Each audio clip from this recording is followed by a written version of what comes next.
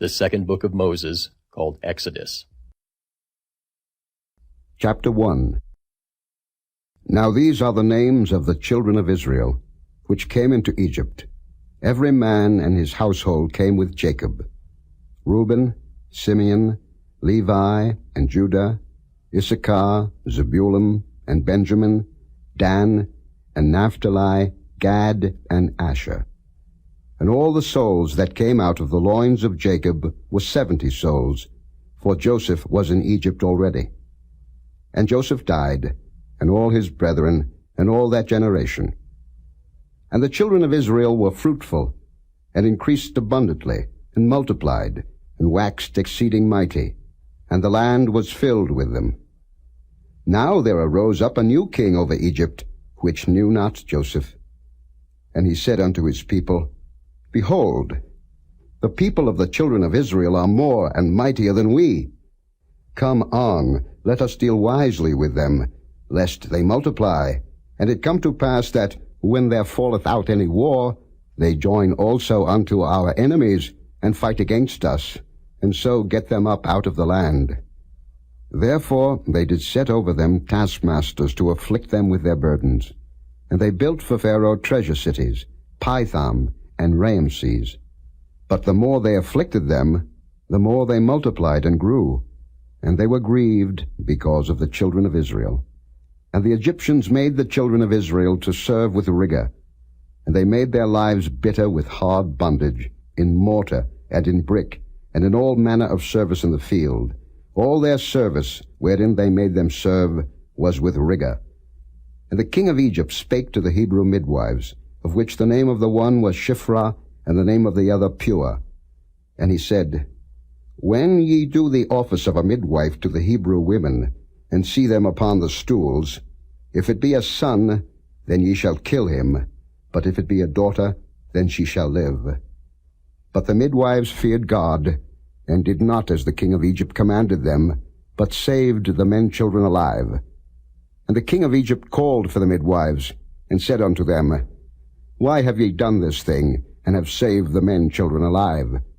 And the midwives said unto Pharaoh, Because the Hebrew women are not as the Egyptian women, for they are lively, and are delivered ere the midwives come in unto them. Therefore God dealt well with the midwives, and the people multiplied, and waxed very mighty. And it came to pass, because the midwives feared God, that he made them houses. And Pharaoh charged all his people, saying, Every son that is born ye shall cast into the river, and every daughter ye shall save alive. Chapter 2. And there went a man of the house of Levi, and took to wife a daughter of Levi. And the woman conceived, and bare a son. And when she saw him that he was a goodly child, she hid him 3 months. And when she could not longer hide him, she took for him an ark of bulrushes, and daubed it with slime and with pitch, and put the child therein, and she laid it in the flags by the river's brink. And his sister stood afar off, to wit what would be done to him. And the daughter of Pharaoh came down to wash herself at the river, and her maidens walked along by the river's side. And when she saw the ark among the flags, she sent her maid to fetch it. And when she had opened it, she saw the child, and behold, the babe wept. And she had compassion on him, and said, This is one of the Hebrews' children. Then said his sister to Pharaoh's daughter, Shall I go and call to thee a nurse of the Hebrew women, that she may nurse the child for thee? And Pharaoh's daughter said to her, Go. And the maid went and called the child's mother. And Pharaoh's daughter said unto her, Take this child away, and nurse it for me, and I will give thee thy wages. And the woman took the child, and nursed it. And the child grew, and she brought him unto Pharaoh's daughter, and he became her son. And she called his name Moses, and she said, Because I drew him out of the water. And it came to pass in those days, when Moses was grown, that he went out unto his brethren, and looked on their burdens. And he spied an Egyptian smiting an Hebrew, one of his brethren. And he looked this way and that way, and when he saw that there was no man, he slew the Egyptian, and hid him in the sand. And when he went out the second day, behold, 2 men of the Hebrews strove together, And he said to him that did the wrong, Wherefore smitest thou thy fellow? And he said, Who made thee a prince and a judge over us? Intendest thou to kill me, as thou killedst the Egyptian? And Moses feared and said, Surely this thing is known. Now when Pharaoh heard this thing, he sought to slay Moses. But Moses fled from the face of Pharaoh, and dwelt in the land of Midian, and he sat down by a well. Now the priest of Midian had 7 daughters, and they came and drew water, and filled the troughs to water their father's flock. And the shepherds came and drove them away. But Moses stood up and helped them, and watered their flock. And when they came to Reuel their father, he said, How is it that ye are come so soon today? And they said, An Egyptian delivered us out of the hand of the shepherds, and also drew water enough for us, and watered the flock. And he said unto his daughters, And where is he? Why is it that ye have left the man? Call him, that he may eat bread. And Moses was content to dwell with the man, and he gave Moses Zipporah his daughter. And she bare him a son, and he called his name Gershom, for he said, I have been a stranger in a strange land. And it came to pass in process of time, that the king of Egypt died, and the children of Israel sighed by reason of the bondage, and they cried, and their cry came up unto God by reason of the bondage. And God heard their groaning, and God remembered his covenant with Abraham, with Isaac, and with Jacob. And God looked upon the children of Israel, and God had respect unto them. Chapter 3. Now Moses kept the flock of Jethro his father-in-law, the priest of Midian. And he led the flock to the backside of the desert, and came to the mountain of God, even to Horeb. And the angel of the Lord appeared unto him in a flame of fire out of the midst of a bush. And he looked, and behold, the bush burned with fire, and the bush was not consumed. And Moses said, I will now turn aside, and see this great sight, why the bush is not burnt. And when the Lord saw that he turned aside to see, God called unto him out of the midst of the bush, and said, Moses, Moses. And he said, Here am I. And he said, Draw not nigh hither. Put off thy shoes from off thy feet, for the place whereon thou standest is holy ground. Moreover he said, I am the God of thy father, the God of Abraham, the God of Isaac, and the God of Jacob. And Moses hid his face, for he was afraid to look upon God. And the Lord said, I have surely seen the affliction of my people which are in Egypt, and have heard their cry by reason of their taskmasters, for I know their sorrows. And I am come down to deliver them out of the land of the Egyptians, and to bring them up out of that land unto a good land and a large, unto a land flowing with milk and honey, unto the place of the Canaanites, and the Hittites, and the Amorites, and the Perizzites, and the Hivites, and the Jebusites. Now therefore, behold, the cry of the children of Israel is come unto me, and I have also seen the oppression wherewith the Egyptians oppress them. Come now therefore, and I will send thee unto Pharaoh, that thou mayest bring forth my people, the children of Israel, out of Egypt. And Moses said unto God, Who am I, that I should go unto Pharaoh, and that I should bring forth the children of Israel out of Egypt? And he said, Certainly I will be with thee, and this shall be a token unto thee, that I have sent thee. When thou hast brought forth the people out of Egypt, ye shall serve God upon this mountain. And Moses said unto God, Behold, when I come unto the children of Israel, and shall say unto them, The God of your fathers hath sent me unto you, and they shall say to me, What is his name? What shall I say unto them? And God said unto Moses, I am that I am. And he said, Thus shalt thou say unto the children of Israel, I am hath sent me unto you. And God said moreover unto Moses, Thus shalt thou say unto the children of Israel, The Lord God of your fathers, the God of Abraham, the God of Isaac, and the God of Jacob, hath sent me unto you. This is my name forever, and this is my memorial unto all generations. Go and gather the elders of Israel together, and say unto them, The Lord God of your fathers, the God of Abraham, of Isaac, and of Jacob, appeared unto me, saying, I have surely visited you, and seen that which is done to you in Egypt. And I have said, I will bring you up out of the affliction of Egypt unto the land of the Canaanites, and the Hittites, and the Amorites, and the Perizzites, and the Hivites, and the Jebusites, unto a land flowing with milk and honey.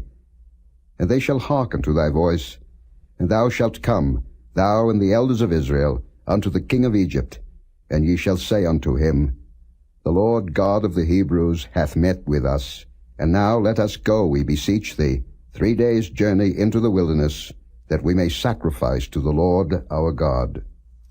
And I am sure that the king of Egypt will not let you go, no, not by a mighty hand. And I will stretch out my hand, and smite Egypt with all my wonders which I will do in the midst thereof, and after that he will let you go. And I will give this people favor in the sight of the Egyptians. And it shall come to pass that when ye go, ye shall not go empty. But every woman shall borrow of her neighbor, and of her that sojourneth in her house, jewels of silver, and jewels of gold, and raiment, and ye shall put them upon your sons and upon your daughters, and ye shall spoil the Egyptians. Chapter 4. And Moses answered and said, But behold, they will not believe me, nor hearken unto my voice, for they will say, The Lord hath not appeared unto thee. And the Lord said unto him, What is that in thine hand? And he said, A rod. And he said, Cast it on the ground. And he cast it on the ground, and it became a serpent. And Moses fled from before it. And the Lord said unto Moses, Put forth thine hand, and take it by the tail. And he put forth his hand, and caught it, and it became a rod in his hand, that they may believe that the Lord God of their fathers, the God of Abraham, the God of Isaac, and the God of Jacob, hath appeared unto thee. And the Lord said furthermore unto him, Put now thine hand into thy bosom. And he put his hand into his bosom, and when he took it out, behold, his hand was leprous as snow. And he said, Put thine hand into thy bosom again. And he put his hand into his bosom again, and plucked it out of his bosom, and behold, it was turned again as his other flesh. And it shall come to pass, if they will not believe thee, neither hearken to the voice of the first sign, that they will believe the voice of the latter sign. And it shall come to pass, if they will not believe also these 2 signs, neither hearken unto thy voice, that thou shalt take of the water of the river, and pour it upon the dry land, and the water which thou takest out of the river shall become blood upon the dry land. And Moses said unto the Lord, O my Lord, I am not eloquent, neither heretofore, nor since thou hast spoken unto thy servant, but I am slow of speech, and of a slow tongue. And the Lord said unto him, Who hath made man's mouth? Or who maketh the dumb, or deaf, or the seeing, or the blind? Have not I the Lord? Now therefore go, and I will be with thy mouth, and teach thee what thou shalt say.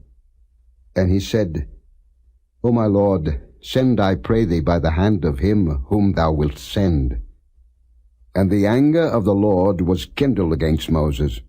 And he said, Is not Aaron the Levite thy brother? I know that he can speak well.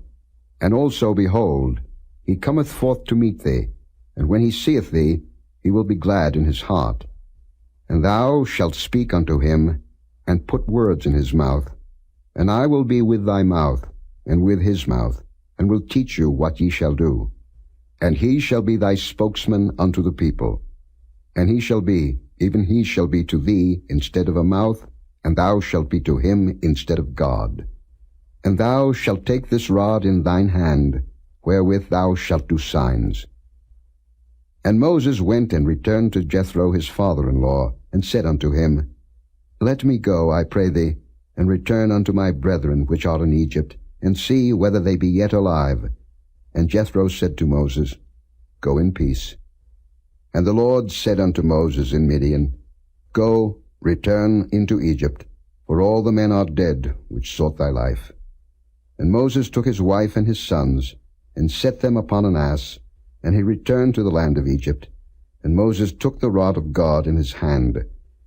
And the Lord said unto Moses, When thou goest to return into Egypt, see that thou do all those wonders before Pharaoh, which I have put in thine hand. But I will harden his heart, that he shall not let the people go. And thou shalt say unto Pharaoh, Thus saith the Lord, Israel is my son, even my firstborn. And I say unto thee, Let my son go, that he may serve me. And if thou refuse to let him go, behold, I will slay thy son, even thy firstborn.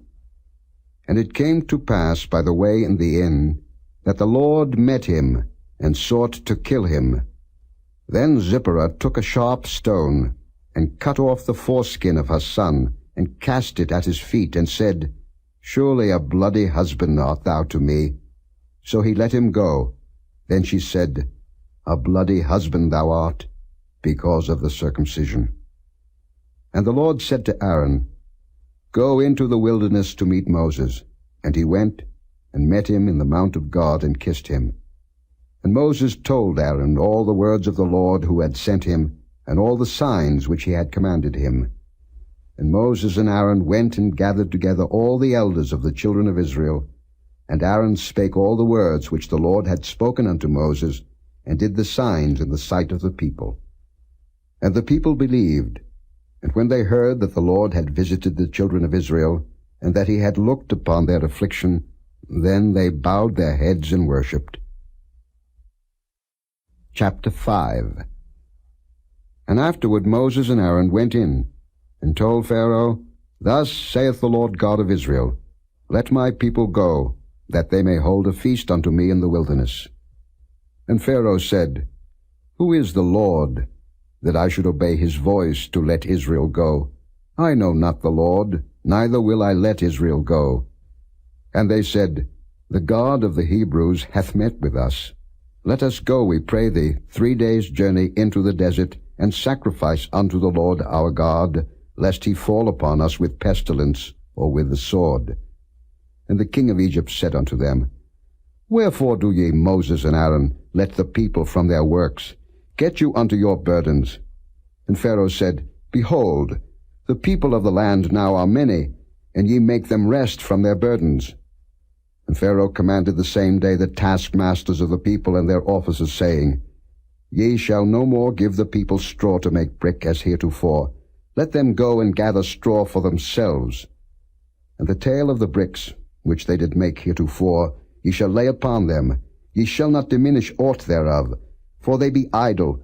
Therefore they cry, saying, Let us go and sacrifice to our God. Let their more work be laid upon the men, that they may labor therein, and let them not regard vain words. And the taskmasters of the people went out, and their officers, and they spake to the people, saying, Thus saith Pharaoh, I will not give you straw. Go ye, get you straw where ye can find it, yet not aught of your work shall be diminished. So the people was scattered abroad throughout all the land of Egypt, to gather stubble instead of straw. And the taskmasters hasted them, saying, Fulfill your works, your daily tasks, as when there was straw.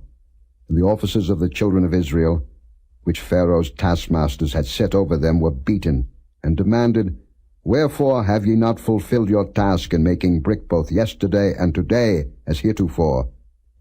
Then the officers of the children of Israel came and cried unto Pharaoh, saying, Wherefore dealest thou thus with thy servants? There is no straw given unto thy servants. And they say to us, Make brick. And behold, thy servants are beaten, but the fault is in thine own people. But he said, Ye are idle, ye are idle. Therefore ye say, Let us go and do sacrifice to the Lord. Go therefore now and work, for there shall no straw be given you, yet shall ye deliver the tale of bricks. And the officers of the children of Israel did see that they were in evil case, after it was said, Ye shall not minish aught from your bricks of your daily task.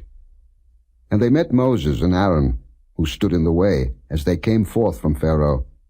And they said unto them, The Lord look upon you and judge, because ye have made our savour to be abhorred in the eyes of Pharaoh, and in the eyes of his servants, to put a sword in their hand to slay us. And Moses returned unto the Lord, and said, Lord, wherefore hast thou so evil entreated this people? Why is it that thou hast sent me? For since I came to Pharaoh to speak in thy name, he hath done evil to this people, neither hast thou delivered thy people at all. Chapter 6. Then the Lord said unto Moses, Now shalt thou see what I will do to Pharaoh, for with a strong hand shall he let them go, and with a strong hand shall he drive them out of his land. And God spake unto Moses, and said unto him, I am the Lord. And I appeared unto Abraham, unto Isaac, and unto Jacob, by the name of God Almighty. But by my name Jehovah was I not known to them. And I have also established my covenant with them, to give them the land of Canaan, the land of their pilgrimage, wherein they were strangers. And I have also heard the groaning of the children of Israel, whom the Egyptians keep in bondage, and I have remembered my covenant. Wherefore say unto the children of Israel, I am the Lord, and I will bring you out from under the burdens of the Egyptians, and I will rid you out of their bondage, and I will redeem you with a stretched out arm, and with great judgments. And I will take you to me for a people, and I will be to you a God, and ye shall know that I am the Lord your God, which bringeth you out from under the burdens of the Egyptians. And I will bring you in unto the land, concerning the which I did swear to give it to Abraham, to Isaac, and to Jacob, and I will give it you for an heritage. I am the Lord. And Moses spake so unto the children of Israel, but they hearkened not unto Moses for anguish of spirit, and for cruel bondage. And the Lord spake unto Moses, saying, Go in, speak unto Pharaoh king of Egypt, that he let the children of Israel go out of his land. And Moses spake before the Lord, saying, Behold, the children of Israel have not hearkened unto me. How then shall Pharaoh hear me, who am of uncircumcised lips? And the Lord spake unto Moses and unto Aaron, and gave them a charge unto the children of Israel, and unto Pharaoh king of Egypt, to bring the children of Israel out of the land of Egypt. These be the heads of their fathers' houses, the sons of Reuben, the firstborn of Israel, Hanok, and Palu, Hezron, and Carmi. These be the families of Reuben. And the sons of Simeon, Jemuel, and Jamin, and Ohad, and Jachin, and Zohar, and Shael, the son of a Canaanitish woman. These are the families of Simeon. And these are the names of the sons of Levi according to their generations, Gershon, and Kohath, and Merari. And the years of the life of Levi were 137 years. The sons of Gershon, Libni, and Shimei, according to their families. And the sons of Kohath, Amram, and Izhar, and Hebron, and Uzziel. And the years of the life of Kohath were 133 years. And the sons of Merari, Mahali, and Mushi. These are the families of Levi according to their generations. And Amram took him Jochebed his father's sister to wife, and she bare him Aaron and Moses. And the years of the life of Amram were 137 years. And the sons of Izhar, Korah, and Nepheg, and Zichri. And the sons of Uzziel, Mishael, and Elzaphan, and Zithri. And Aaron took him Elisheba, daughter of Aminadab, sister of Naashon, to wife. And she bare him Nadab, and Abihu, Eleazar, and Ithamar. And the sons of Korah, Asa, and Elkanah, and Abiasaph. These are the families of the Korhites. And Eleazar, Aaron's son, took him one of the daughters of Putiel to wife, and she bare him Phinehas. These are the heads of the fathers of the Levites according to their families. These are that Aaron and Moses, to whom the Lord said, Bring out the children of Israel from the land of Egypt according to their armies. These are they which spake to Pharaoh king of Egypt, to bring out the children of Israel from Egypt. These are that Moses and Aaron. And it came to pass on the day when the Lord spake unto Moses in the land of Egypt, that the Lord spake unto Moses, saying, I am the Lord. Speak thou unto Pharaoh king of Egypt all that I say unto thee. And Moses said before the Lord, Behold, I am of uncircumcised lips, and how shall Pharaoh hearken unto me? Chapter 7. And the Lord said unto Moses, See, I have made thee a god to Pharaoh, and Aaron thy brother shall be thy prophet. Thou shalt speak all that I command thee, and Aaron thy brother shall speak unto Pharaoh, that he send the children of Israel out of his land. And I will harden Pharaoh's heart, and multiply my signs and my wonders in the land of Egypt. But Pharaoh shall not hearken unto you, that I may lay my hand upon Egypt, and bring forth mine armies, and my people the children of Israel, out of the land of Egypt by great judgments. And the Egyptians shall know that I am the Lord, when I stretch forth mine hand upon Egypt, and bring out the children of Israel from among them. And Moses and Aaron did as the Lord commanded them, so did they. And Moses was 80 years old, and Aaron 83 years old, when they spake unto Pharaoh. And the Lord spake unto Moses and unto Aaron, saying, When Pharaoh shall speak unto you, saying, Show a miracle for you, then thou shalt say unto Aaron, Take thy rod, and cast it before Pharaoh, and it shall become a serpent. And Moses and Aaron went in unto Pharaoh, and they did so as the Lord had commanded. And Aaron cast down his rod before Pharaoh, and before his servants, and it became a serpent. Then Pharaoh also called the wise men and the sorcerers. Now the magicians of Egypt, they also did in like manner with their enchantments. For they cast down every man his rod, and they became serpents. But Aaron's rod swallowed up their rods. And he hardened Pharaoh's heart, that he hearkened not unto them, as the Lord had said. And the Lord said unto Moses, Pharaoh's heart is hardened.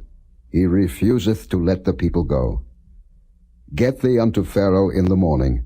Lo, he goeth out unto the water, and thou shalt stand by the river's brink against he come, and the rod which was turned to a serpent shalt thou take in thine hand. And thou shalt say unto him, The Lord God of the Hebrews hath sent me unto thee, saying, Let my people go, that they may serve me in the wilderness. And behold, hitherto thou wouldest not hear.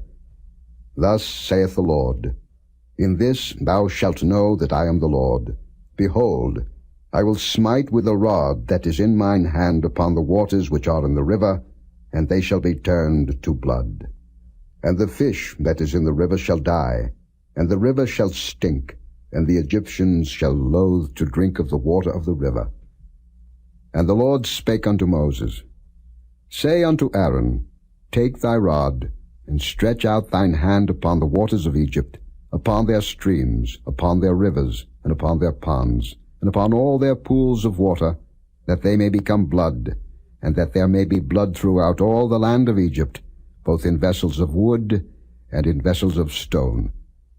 And Moses and Aaron did so, as the Lord commanded, and he lifted up the rod, and smote the waters that were in the river, in the sight of Pharaoh, and in the sight of his servants, and all the waters that were in the river were turned to blood.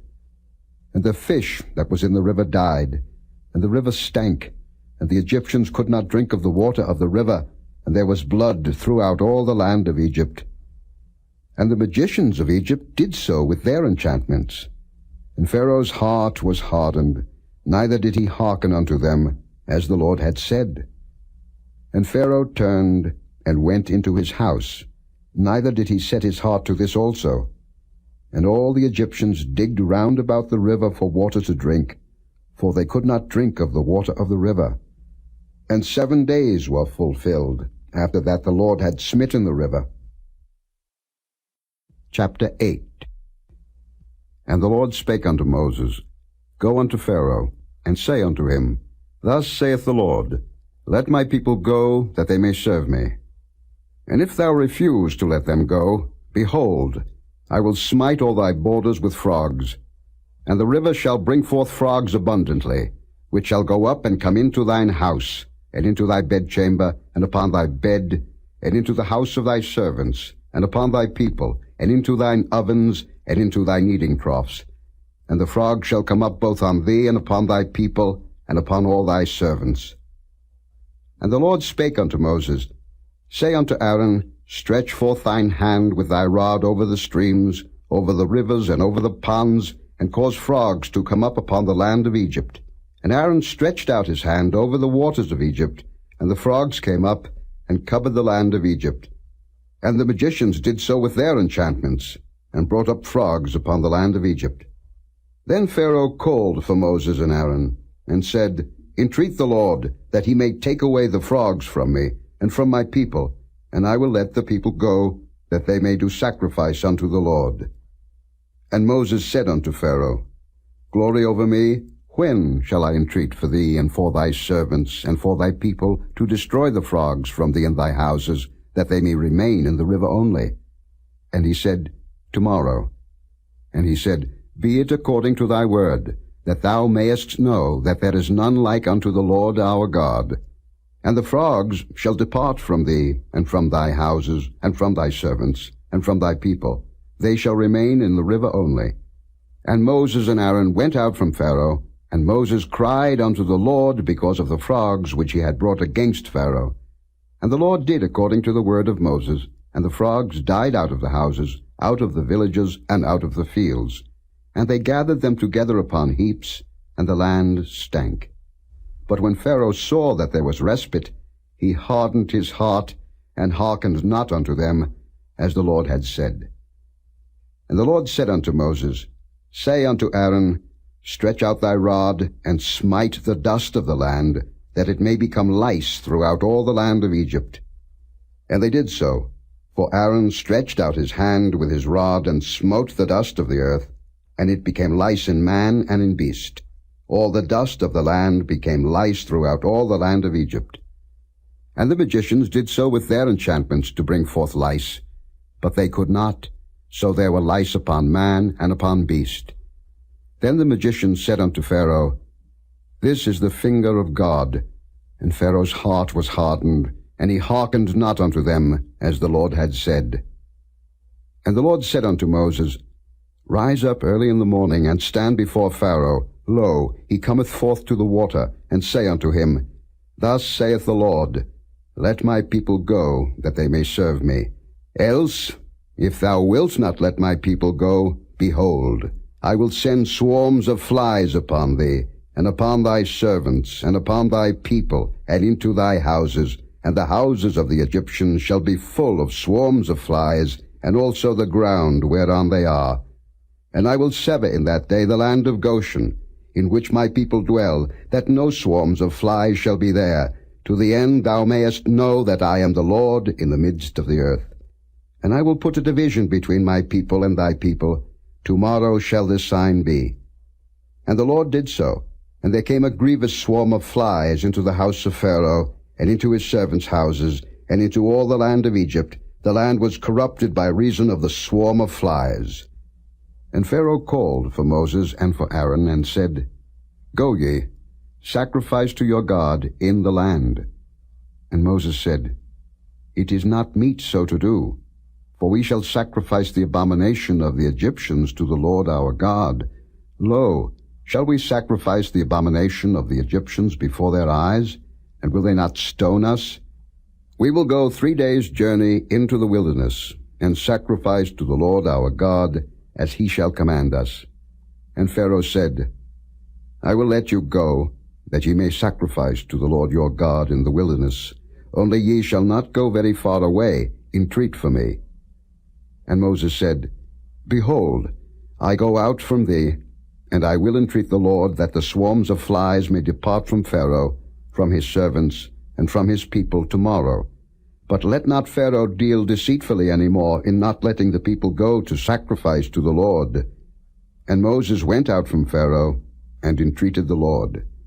And the Lord did according to the word of Moses, and he removed the swarms of flies from Pharaoh, from his servants, and from his people. There remained not one. And Pharaoh hardened his heart at this time also, neither would he let the people go. Chapter 9. Then the Lord said unto Moses, Go in unto Pharaoh, and tell him, Thus saith the Lord God of the Hebrews, Let my people go, that they may serve me. For if thou refuse to let them go, and wilt hold them still, behold, the hand of the Lord is upon thy cattle, which is in the field, upon the horses, upon the asses, upon the camels, upon the oxen, and upon the sheep. There shall be a very grievous murrain. And the Lord shall sever between the cattle of Israel and the cattle of Egypt, and there shall nothing die of all that is the children's of Israel. And the Lord appointed a set time, saying, Tomorrow the Lord shall do this thing in the land. And the Lord did that thing on the morrow, and all the cattle of Egypt died, but of the cattle of the children of Israel died not one. And Pharaoh sent, and behold, there was not one of the cattle of the Israelites dead. And the heart of Pharaoh was hardened, and he did not let the people go. And the Lord said unto Moses and unto Aaron, Take to you handfuls of ashes of the furnace, and let Moses sprinkle it toward the heaven in the sight of Pharaoh. And it shall become small dust in all the land of Egypt, and shall be a boil breaking forth with blains upon man and upon beast, throughout all the land of Egypt. And they took ashes of the furnace, and stood before Pharaoh, and Moses sprinkled it up toward heaven, and it became a boil breaking forth with blains upon man and upon beast. And the magicians could not stand before Moses because of the boils, for the boil was upon the magicians, and upon all the Egyptians. And the Lord hardened the heart of Pharaoh, and he hearkened not unto them, as the Lord had spoken unto Moses. And the Lord said unto Moses, Rise up early in the morning, and stand before Pharaoh, and say unto him, Thus saith the Lord God of the Hebrews, Let my people go, that they may serve me. For I will at this time send all my plagues upon thine heart, and upon thy servants, and upon thy people, that thou mayest know that there is none like me in all the earth. For now I will stretch out my hand, that I may smite thee and thy people with pestilence, and thou shalt be cut off from the earth. And in very deed for this cause have I raised thee up, for to show in thee my power, and that my name may be declared throughout all the earth. As yet exaltest thou thyself against my people, that thou wilt not let them go? Behold, tomorrow about this time I will cause it to rain a very grievous hail, such as hath not been in Egypt since the foundation thereof even until now. Send therefore now, and gather thy cattle, and all that thou hast in the field, for upon every man and beast which shall be found in the field, and shall not be brought home, the hail shall come down upon them, and they shall die. He that feared the word of the Lord among the servants of Pharaoh made his servants and his cattle flee into the houses. And he that regarded not the word of the Lord left his servants and his cattle in the field.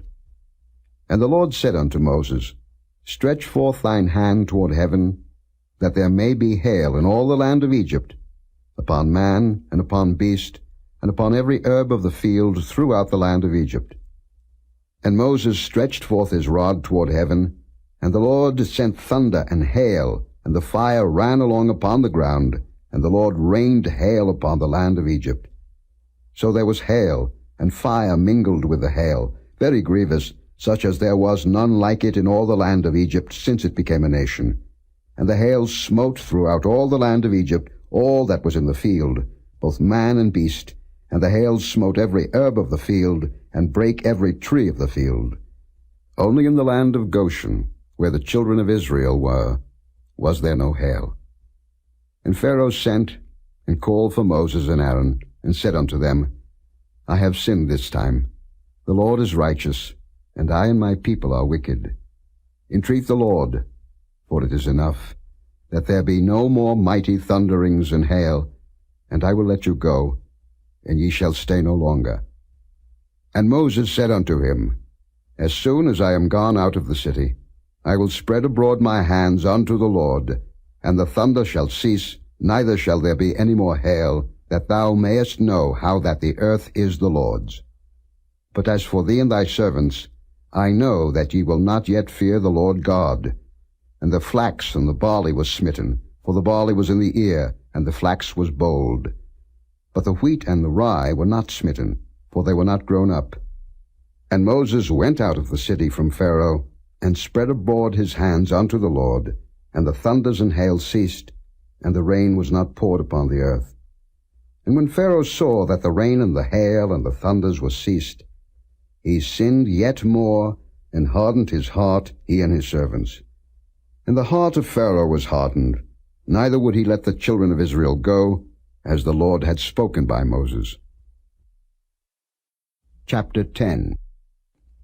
And the Lord said unto Moses, Go in unto Pharaoh, for I have hardened his heart, and the heart of his servants, that I might show these my signs before him, and that thou mayest tell in the ears of thy son, and of thy son's son, what things I have wrought in Egypt, and my signs which I have done among them, that ye may know how that I am the Lord.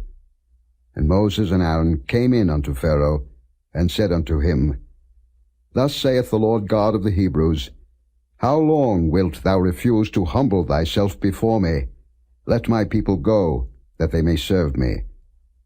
Else, if thou refuse to let my people go, behold, tomorrow will I bring the locusts into thy coast, and they shall cover the face of the earth, that one cannot be able to see the earth, and they shall eat the residue of that which is escaped, which remaineth unto you from the hail, and shall eat every tree which groweth for you out of the field. And they shall fill thy houses, and the houses of all thy servants, and the houses of all the Egyptians, which neither thy fathers nor thy fathers' fathers have seen, since the day that they were upon the earth unto this day. And he turned himself, and went out from Pharaoh. And Pharaoh's servants said unto him, How long shall this man be a snare unto us? Let the men go, that they may serve the Lord their God. Knowest thou not yet that Egypt is destroyed? And Moses and Aaron were brought again unto Pharaoh. And he said unto them, Go, serve the Lord your God. But who are they that shall go? And Moses said, We will go with our young and with our old, with our sons and with our daughters, with our flocks and with our herds will we go, for we must hold a feast unto the Lord. And he said unto them, Let the Lord be so with you, as I will let you go. And your little ones, look to it, for evil is before you. Not so. Go now, ye that are men, and serve the Lord, for that ye did desire. And they were driven out from Pharaoh's presence. And the Lord said unto Moses, Stretch out thine hand over the land of Egypt for the locusts, that they may come up upon the land of Egypt, and eat every herb of the land, even all that the hail hath left. And Moses stretched forth his rod over the land of Egypt, and the Lord brought an east wind upon the land all that day and all that night. And when it was morning, the east wind brought the locusts. And the locusts went up over all the land of Egypt, and rested in all the coasts of Egypt. Very grievous were they. Before them there were no such locusts as they, neither after them shall be such. For they covered the face of the whole earth, so that the land was darkened. And they did eat every herb of the land, and all the fruit of the trees which the hail had left. And there remained not any green thing in the trees, or in the herbs of the field, through all the land of Egypt. Then Pharaoh called for Moses and Aaron in haste, and he said, I have sinned against the Lord your God, and against you. Now therefore forgive, I pray thee, my sin only this once, and entreat the Lord your God, that he may take away from me this death only. And he went out from Pharaoh, and entreated the Lord. And the Lord turned a mighty strong west wind, which took away the locusts, and cast them into the Red Sea. There remained not one locust in all the coasts of Egypt. But the Lord hardened Pharaoh's heart, so that he would not let the children of Israel go. And the Lord said unto Moses, Stretch out thine hand toward heaven, that there may be darkness over the land of Egypt, even darkness which may be felt. And Moses stretched forth his hand toward heaven, and there was a thick darkness in all the land of Egypt 3 days. They saw not one another, neither rose any from his place for 3 days, but all the children of Israel had light in their dwellings. And Pharaoh called unto Moses, and said, Go ye, serve the Lord. Only let your flocks and your herds be stayed. Let your little ones also go with you. And Moses said, Thou must give us also sacrifices and burnt offerings, that we may sacrifice unto the Lord our God. Our cattle also shall go with us. There shall not an hoof be left behind, for thereof must we take to serve the Lord our God. And we know not with what we must serve the Lord, until we come thither. But the Lord hardened Pharaoh's heart, and he would not let them go. And Pharaoh said unto him, Get thee from me, take heed to thyself, see my face no more, for in that day thou seest my face thou shalt die. And Moses said, Thou hast spoken well, I will see thy face again no more. Chapter 11. And the Lord said unto Moses, Yet will I bring one plague more upon Pharaoh, and upon Egypt. Afterwards he will let you go hence. When he shall let you go, he shall surely thrust you out hence altogether. Speak now in the ears of the people, and let every man borrow of his neighbor, and every woman of her neighbor, jewels of silver and jewels of gold. And the Lord gave the people favor in the sight of the Egyptians. Moreover, the man Moses was very great in the land of Egypt, in the sight of Pharaoh's servants, and in the sight of the people. And Moses said, Thus saith the Lord, About midnight will I go out into the midst of Egypt, and all the firstborn in the land of Egypt shall die, from the firstborn of Pharaoh that sitteth upon his throne, even unto the firstborn of the maidservant that is behind the mill, and all the firstborn of beasts. And there shall be a great cry throughout all the land of Egypt, such as there was none like it, nor shall be like it any more. But against any of the children of Israel shall not a dog move his tongue against man or beast, that ye may know how that the Lord doth put a difference between the Egyptians and Israel. And all these thy servants shall come down unto me, and bow down themselves unto me, saying, Get thee out, and all the people that follow thee, and after that I will go out. And he went out from Pharaoh in a great anger. And the Lord said unto Moses, Pharaoh shall not hearken unto you, that my wonders may be multiplied in the land of Egypt. And Moses and Aaron did all these wonders before Pharaoh, and the Lord hardened Pharaoh's heart, so that he would not let the children of Israel go out of his land. Chapter 12. And the Lord spake unto Moses and Aaron in the land of Egypt, saying, This month shall be unto you the beginning of months. It shall be the first month of the year to you. Speak ye unto all the congregation of Israel, saying, In the 10th day of this month they shall take to them every man a lamb, according to the house of their fathers, a lamb for an house. And if the household be too little for the lamb, let him and his neighbor next unto his house take it according to the number of the souls. Every man according to his eating shall make your count for the lamb. Your lamb shall be without blemish, a male of the first year. Ye shall take it out from the sheep or from the goats. And ye shall keep it up until the 14th day of the same month, and the whole assembly of the congregation of Israel shall kill it in the evening. And they shall take of the blood, and strike it on the 2 side posts and on the upper door post of the houses wherein they shall eat it. And they shall eat the flesh in that night, roast with fire, and unleavened bread, and with bitter herbs they shall eat it. Eat not of it raw, nor sodden it all with water, but roast with fire, his head with his legs, and with the purtenance thereof. And ye shall let nothing of it remain until the morning, and that which remaineth of it until the morning ye shall burn with fire. And thus shall ye eat it, with your loins girded, your shoes on your feet, and your staff in your hand, and ye shall eat it in haste. It is the Lord's Passover. For I will pass through the land of Egypt this night, and will smite all the firstborn in the land of Egypt, both man and beast, and against all the gods of Egypt I will execute judgment. I am the Lord. And the blood shall be to you for a token upon the houses where ye are. And when I see the blood, I will pass over you, and the plague shall not be upon you to destroy you, when I smite the land of Egypt. And this day shall be unto you for a memorial, and ye shall keep it a feast to the Lord throughout your generations. Ye shall keep it a feast by an ordinance for ever. 7 days shall ye eat unleavened bread. Even the first day ye shall put away leaven out of your houses. For whosoever eateth leavened bread from the first day until the 7th day, that soul shall be cut off from Israel. And in the first day there shall be an holy convocation, and in the 7th day there shall be an holy convocation to you. No manner of work shall be done in them, save that which every man must eat, that only may be done of you. And ye shall observe the feast of unleavened bread. For in this selfsame day have I brought your armies out of the land of Egypt. Therefore shall ye observe this day in your generations by an ordinance forever. In the 1st month, on the 14th day of the month at even, ye shall eat unleavened bread, until the 21st day of the month at even. 7 days shall there be no leaven found in your houses. For whosoever eateth that which is leavened, even that soul shall be cut off from the congregation of Israel, whether he be a stranger or born in the land. Ye shall eat nothing leavened. In all your habitations shall ye eat unleavened bread. Then Moses called for all the elders of Israel, and said unto them, Draw out and take you a lamb according to your families, and kill the Passover.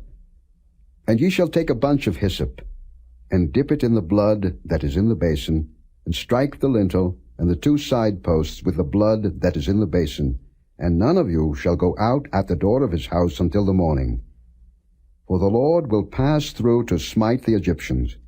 And when he seeth the blood upon the lintel, and on the 2 side posts, the Lord will pass over the door, and will not suffer the destroyer to come in unto your houses to smite you. And ye shall observe this thing for an ordinance to thee and to thy sons forever. And it shall come to pass, when ye be come to the land which the Lord will give you, according as he hath promised, that ye shall keep this service.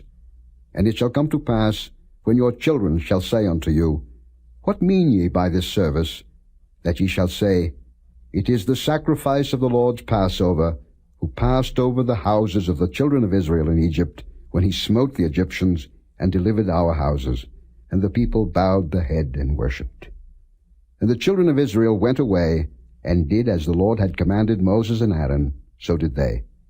And it came to pass, that at midnight the Lord smote all the firstborn in the land of Egypt, from the firstborn of Pharaoh that sat on his throne, unto the firstborn of the captive that was in the dungeon, and all the firstborn of cattle. And Pharaoh rose up in the night, he, and all his servants, and all the Egyptians. And there was a great cry in Egypt, for there was not a house where there was not one dead. And he called for Moses and Aaron by night, and said, Rise up, and get you forth from among my people, both ye and the children of Israel, and go, serve the Lord, as ye have said. Also take your flocks and your herds, as ye have said, and be gone. And bless me also. And the Egyptians were urgent upon the people, that they might send them out of the land in haste, for they said, We be all dead men. And the people took their dough before it was leavened, their kneading troughs being bound up in their clothes upon their shoulders. And the children of Israel did according to the word of Moses. And they borrowed of the Egyptians jewels of silver, and jewels of gold, and raiment. And the Lord gave the people favor in the sight of the Egyptians, so that they lent unto them such things as they required. And they spoiled the Egyptians.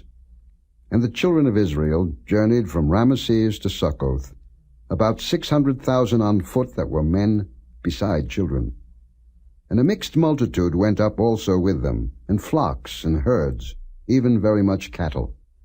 And they baked unleavened cakes of the dough which they brought forth out of Egypt, for it was not leavened, because they were thrust out of Egypt, and could not tarry, neither had they prepared for themselves any victual.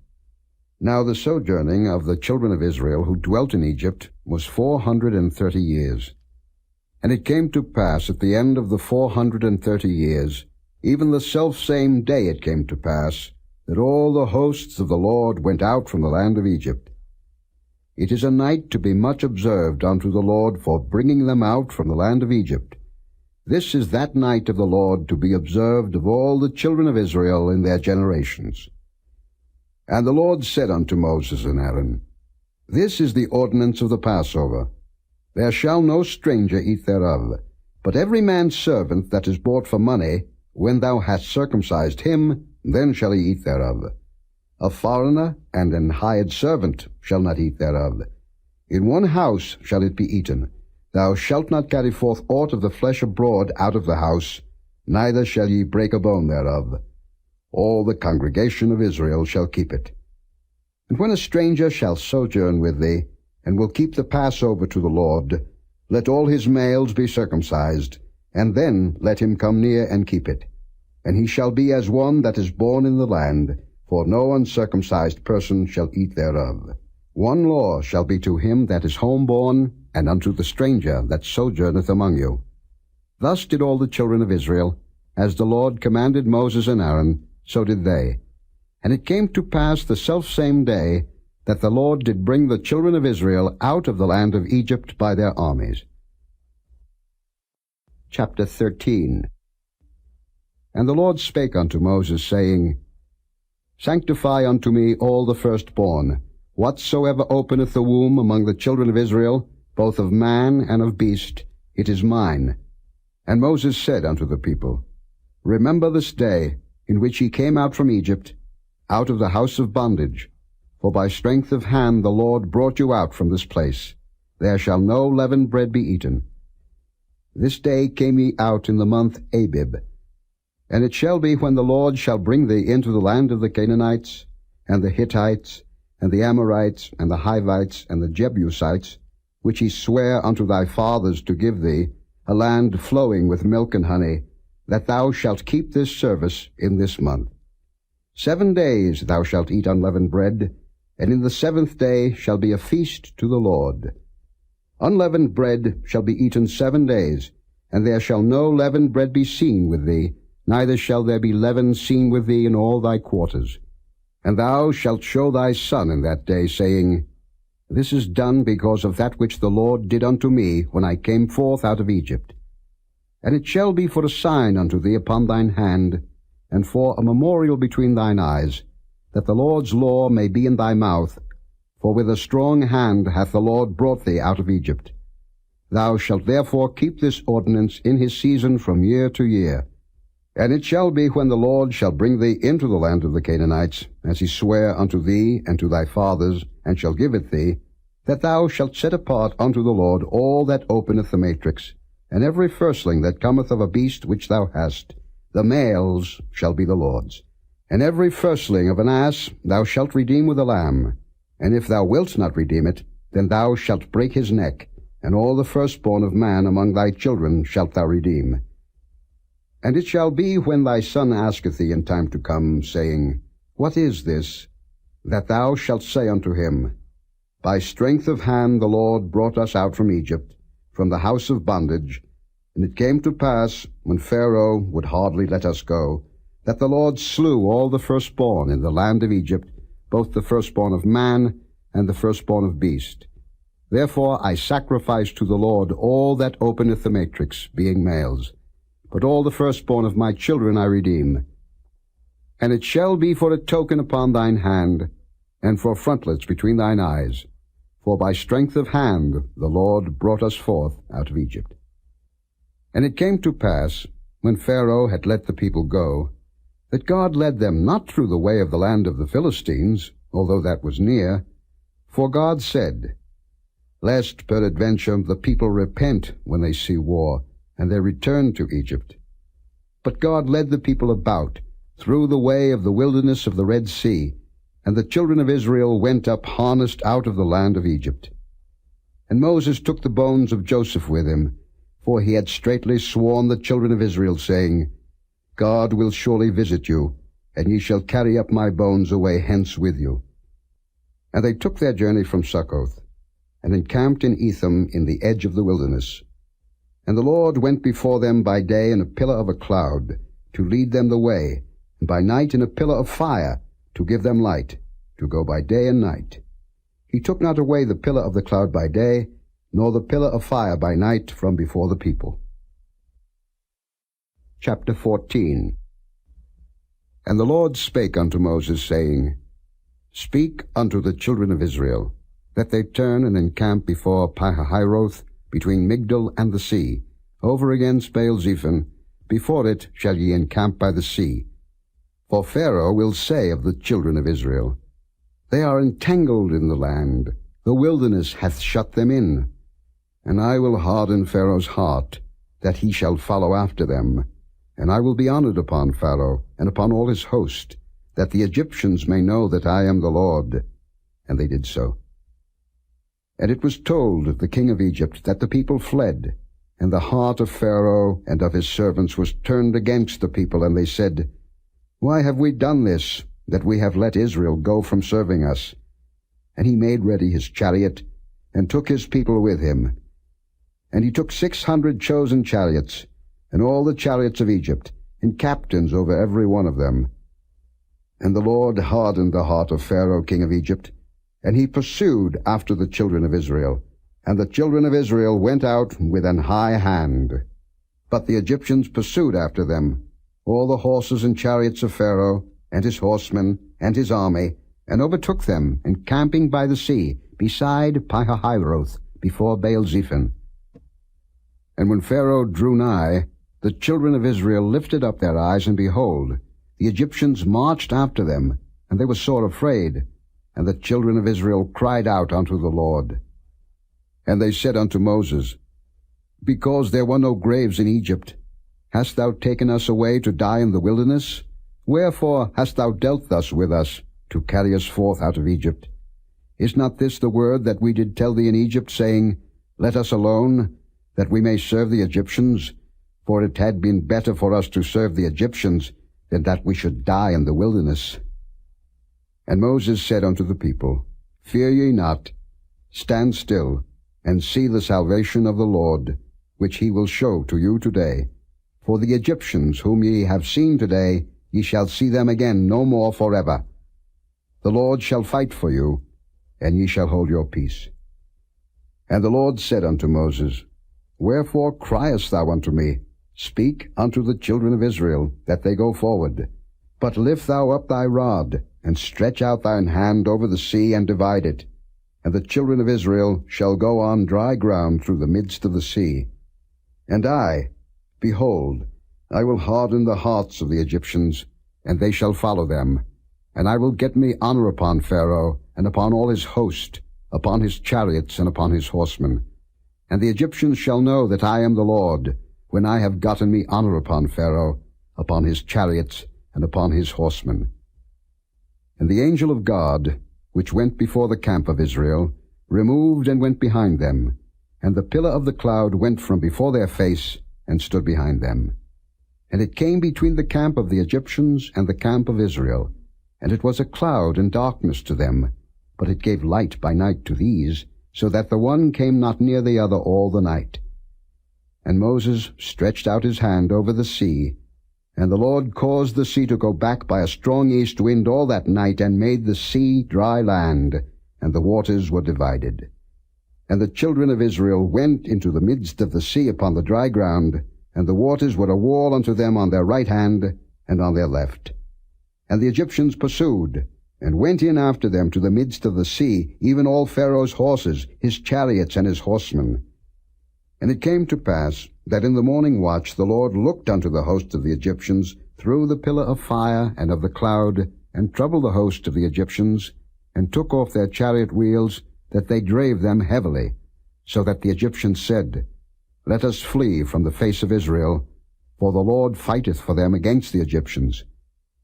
And the Lord said unto Moses, Stretch out thine hand over the sea, that the waters may come again upon the Egyptians, upon their chariots, and upon their horsemen.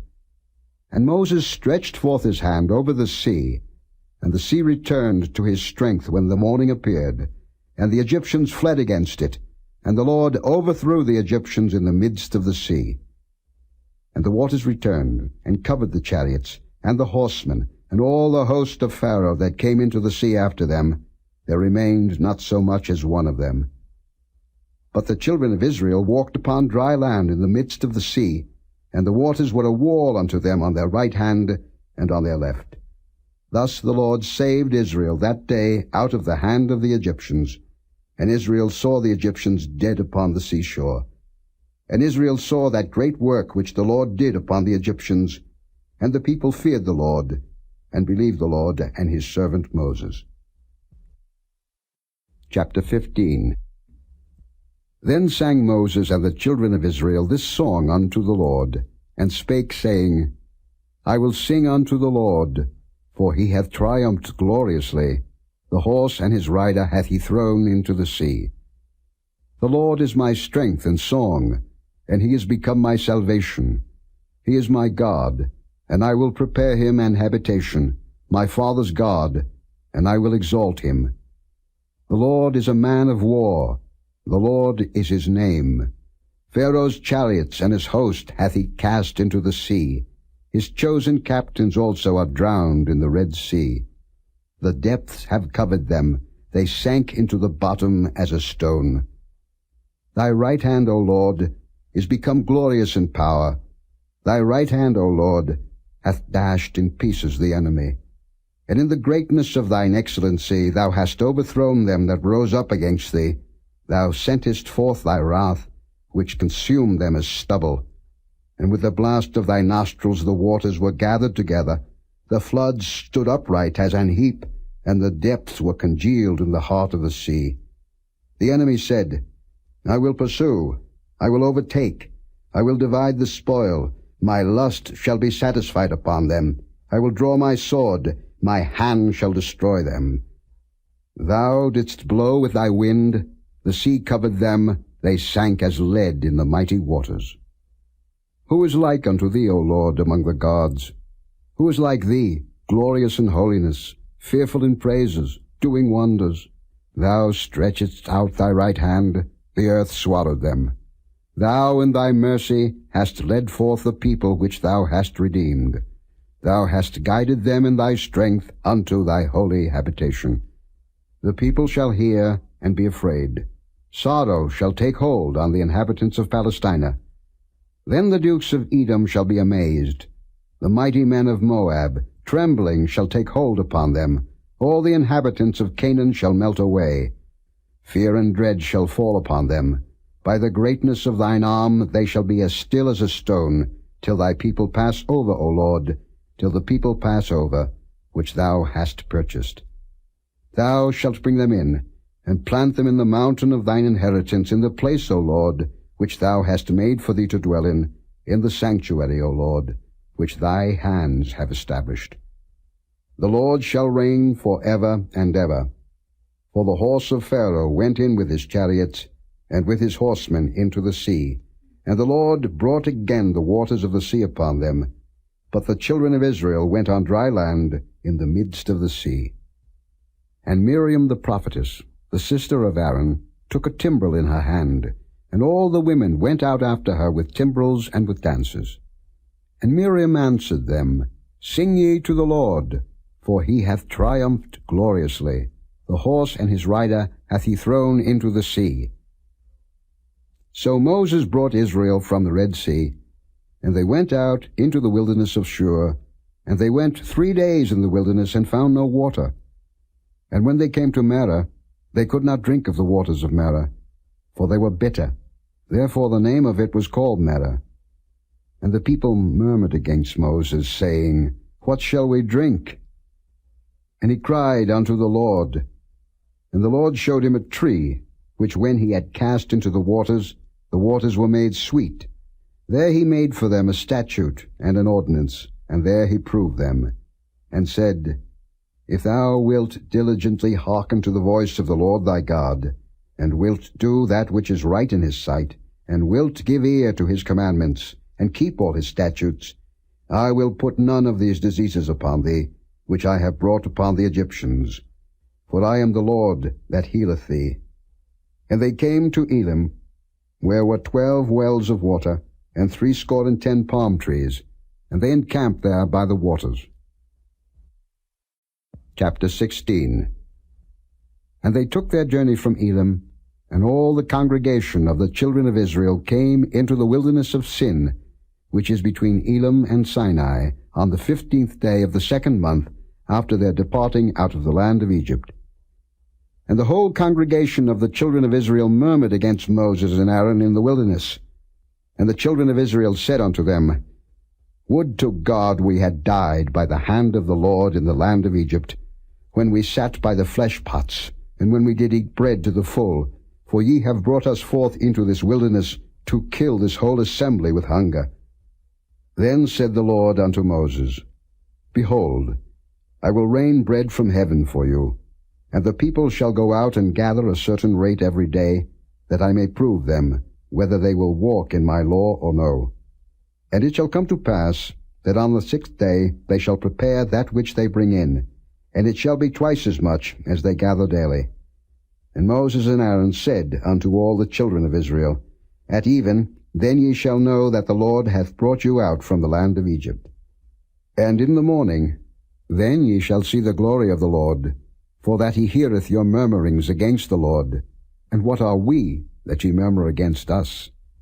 And Moses said, This shall be, when the Lord shall give you in the evening flesh to eat, and in the morning bread to the full, for that the Lord heareth your murmurings which ye murmur against him. And what are we? Your murmurings are not against us, but against the Lord. And Moses spake unto Aaron, Say unto all the congregation of the children of Israel, Come near before the Lord, for he hath heard your murmurings. And it came to pass, as Aaron spake unto the whole congregation of the children of Israel, that they looked toward the wilderness, and behold, the glory of the Lord appeared in the cloud. And the Lord spake unto Moses, saying, I have heard the murmurings of the children of Israel. Speak unto them, saying, At even ye shall eat flesh, and in the morning ye shall be filled with bread, and ye shall know that I am the Lord your God. And it came to pass, that at even the quails came up, and covered the camp, and in the morning the dew lay round about the host. And when the dew that lay was gone up, behold, upon the face of the wilderness there lay a small round thing, as small as the hoarfrost on the ground. And when the children of Israel saw it, they said one to another, It is manna, for they wist not what it was. And Moses said unto them, This is the bread which the Lord hath given you to eat. This is the thing which the Lord hath commanded. Gather of it every man according to his eating, an omer for every man, according to the number of your persons. Take ye every man for them which are in his tents. And the children of Israel did so, and gathered, some more, some less. And when they did meet it with an omer, he that gathered much had nothing over, and he that gathered little had no lack. They gathered every man according to his eating. And Moses said, Let no man leave of it till the morning. Notwithstanding, they hearkened not unto Moses, but some of them left of it until the morning, and it bred worms, and stank. And Moses was wroth with them. And they gathered it every morning, every man according to his eating, and when the sun waxed hot, it melted. And it came to pass that on the 6th day they gathered twice as much bread, 2 omers for one man, and all the rulers of the congregation came and told Moses. And he said unto them, This is that which the Lord hath said, Tomorrow is the rest of the holy Sabbath unto the Lord. Bake that which ye will bake today, and seethe that ye will seethe, and that which remaineth over lay up for you to be kept until the morning. And they laid it up till the morning, as Moses bade, and it did not stink, neither was there any worm therein. And Moses said, Eat that today, for today is a Sabbath unto the Lord. Today ye shall not find it in the field. 6 days ye shall gather it, but on the 7th day, which is the Sabbath, in it there shall be none. And it came to pass that there went out some of the people on the 7th day for to gather, and they found none. And the Lord said unto Moses, How long refuse ye to keep my commandments and my laws? See, for that the Lord hath given you the Sabbath, therefore he giveth you on the 6th day the bread of 2 days. Abide ye every man in his place, let no man go out of his place on the 7th day. So the people rested on the 7th day. And the house of Israel called the name thereof manna, and it was like coriander seed, white, and the taste of it was like wafers made with honey. And Moses said, This is the thing which the Lord commandeth. Fill an omer of it to be kept for your generations, that they may see the bread wherewith I have fed you in the wilderness, when I brought you forth from the land of Egypt. And Moses said unto Aaron, Take a pot, and put an omer full of manna therein, and lay it up before the Lord to be kept for your generations. As the Lord commanded Moses, So Aaron laid it up before the testimony to be kept. And the children of Israel did eat manna 40 years, until they came to a land inhabited. They did eat manna until they came unto the borders of the land of Canaan. Now an omer is the 10th part of an ephah. Chapter 17. And all the congregation of the children of Israel journeyed from the wilderness of Sin after their journeys, according to the commandment of the Lord, and pitched in Rephidim, and there was no water for the people to drink. Wherefore the people did chide with Moses, and said, Give us water, that we may drink. And Moses said unto them, Why chide ye with me? Wherefore do ye tempt the Lord? And the people thirsted there for water, and the people murmured against Moses, and said, Wherefore is this that thou hast brought us up out of Egypt, to kill us and our children and our cattle with thirst? And Moses cried unto the Lord, saying, What shall I do unto this people? They be almost ready to stone me. And the Lord said unto Moses, Go on before the people, and take with thee of the elders of Israel, and thy rod wherewith thou smotest the river, take in thine hand, and go. Behold, I will stand before thee there upon the rock in Horeb, and thou shalt smite the rock, and there shall come water out of it, that the people may drink. And Moses did so in the sight of the elders of Israel. And he called the name of the place Massah and Meribah, because of the chiding of the children of Israel, and because they tempted the Lord, saying, Is the Lord among us or not? Then came Amalek, and fought with Israel in Rephidim. And Moses said unto Joshua, Choose us out men, and go out, fight with Amalek. Tomorrow I will stand on the top of the hill with the rod of God in mine hand. So Joshua did as Moses had said to him, and fought with Amalek. And Moses, Aaron, and Hur went up to the top of the hill. And it came to pass, when Moses held up his hand, that Israel prevailed, and when he let down his hand, Amalek prevailed. But Moses' hands were heavy, and they took a stone, and put it under him, and he sat thereon, and Aaron and Hur stayed up his hands, the one on the one side, and the other on the other side, and his hands were steady until the going down of the sun. And Joshua discomfited Amalek and his people with the edge of the sword.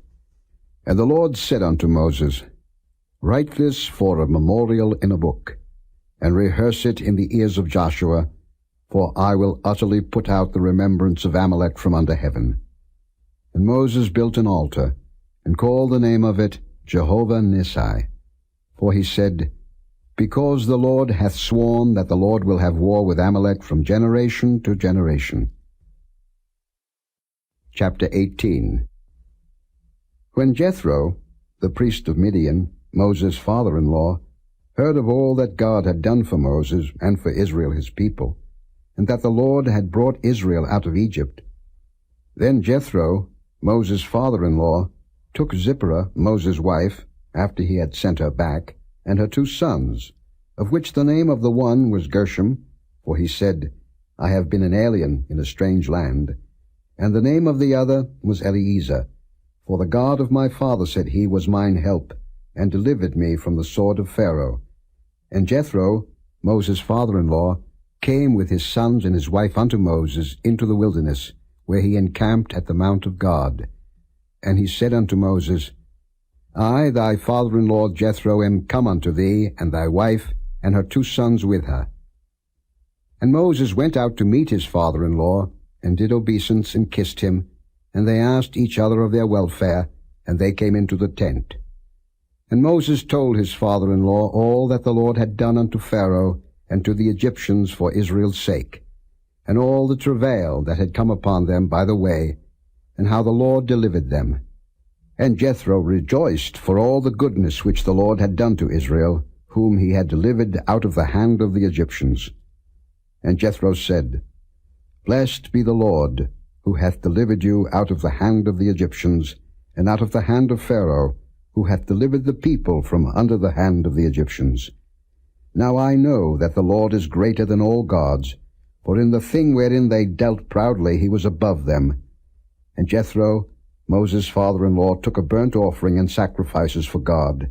And Aaron came, and all the elders of Israel, to eat bread with Moses' father-in-law before God.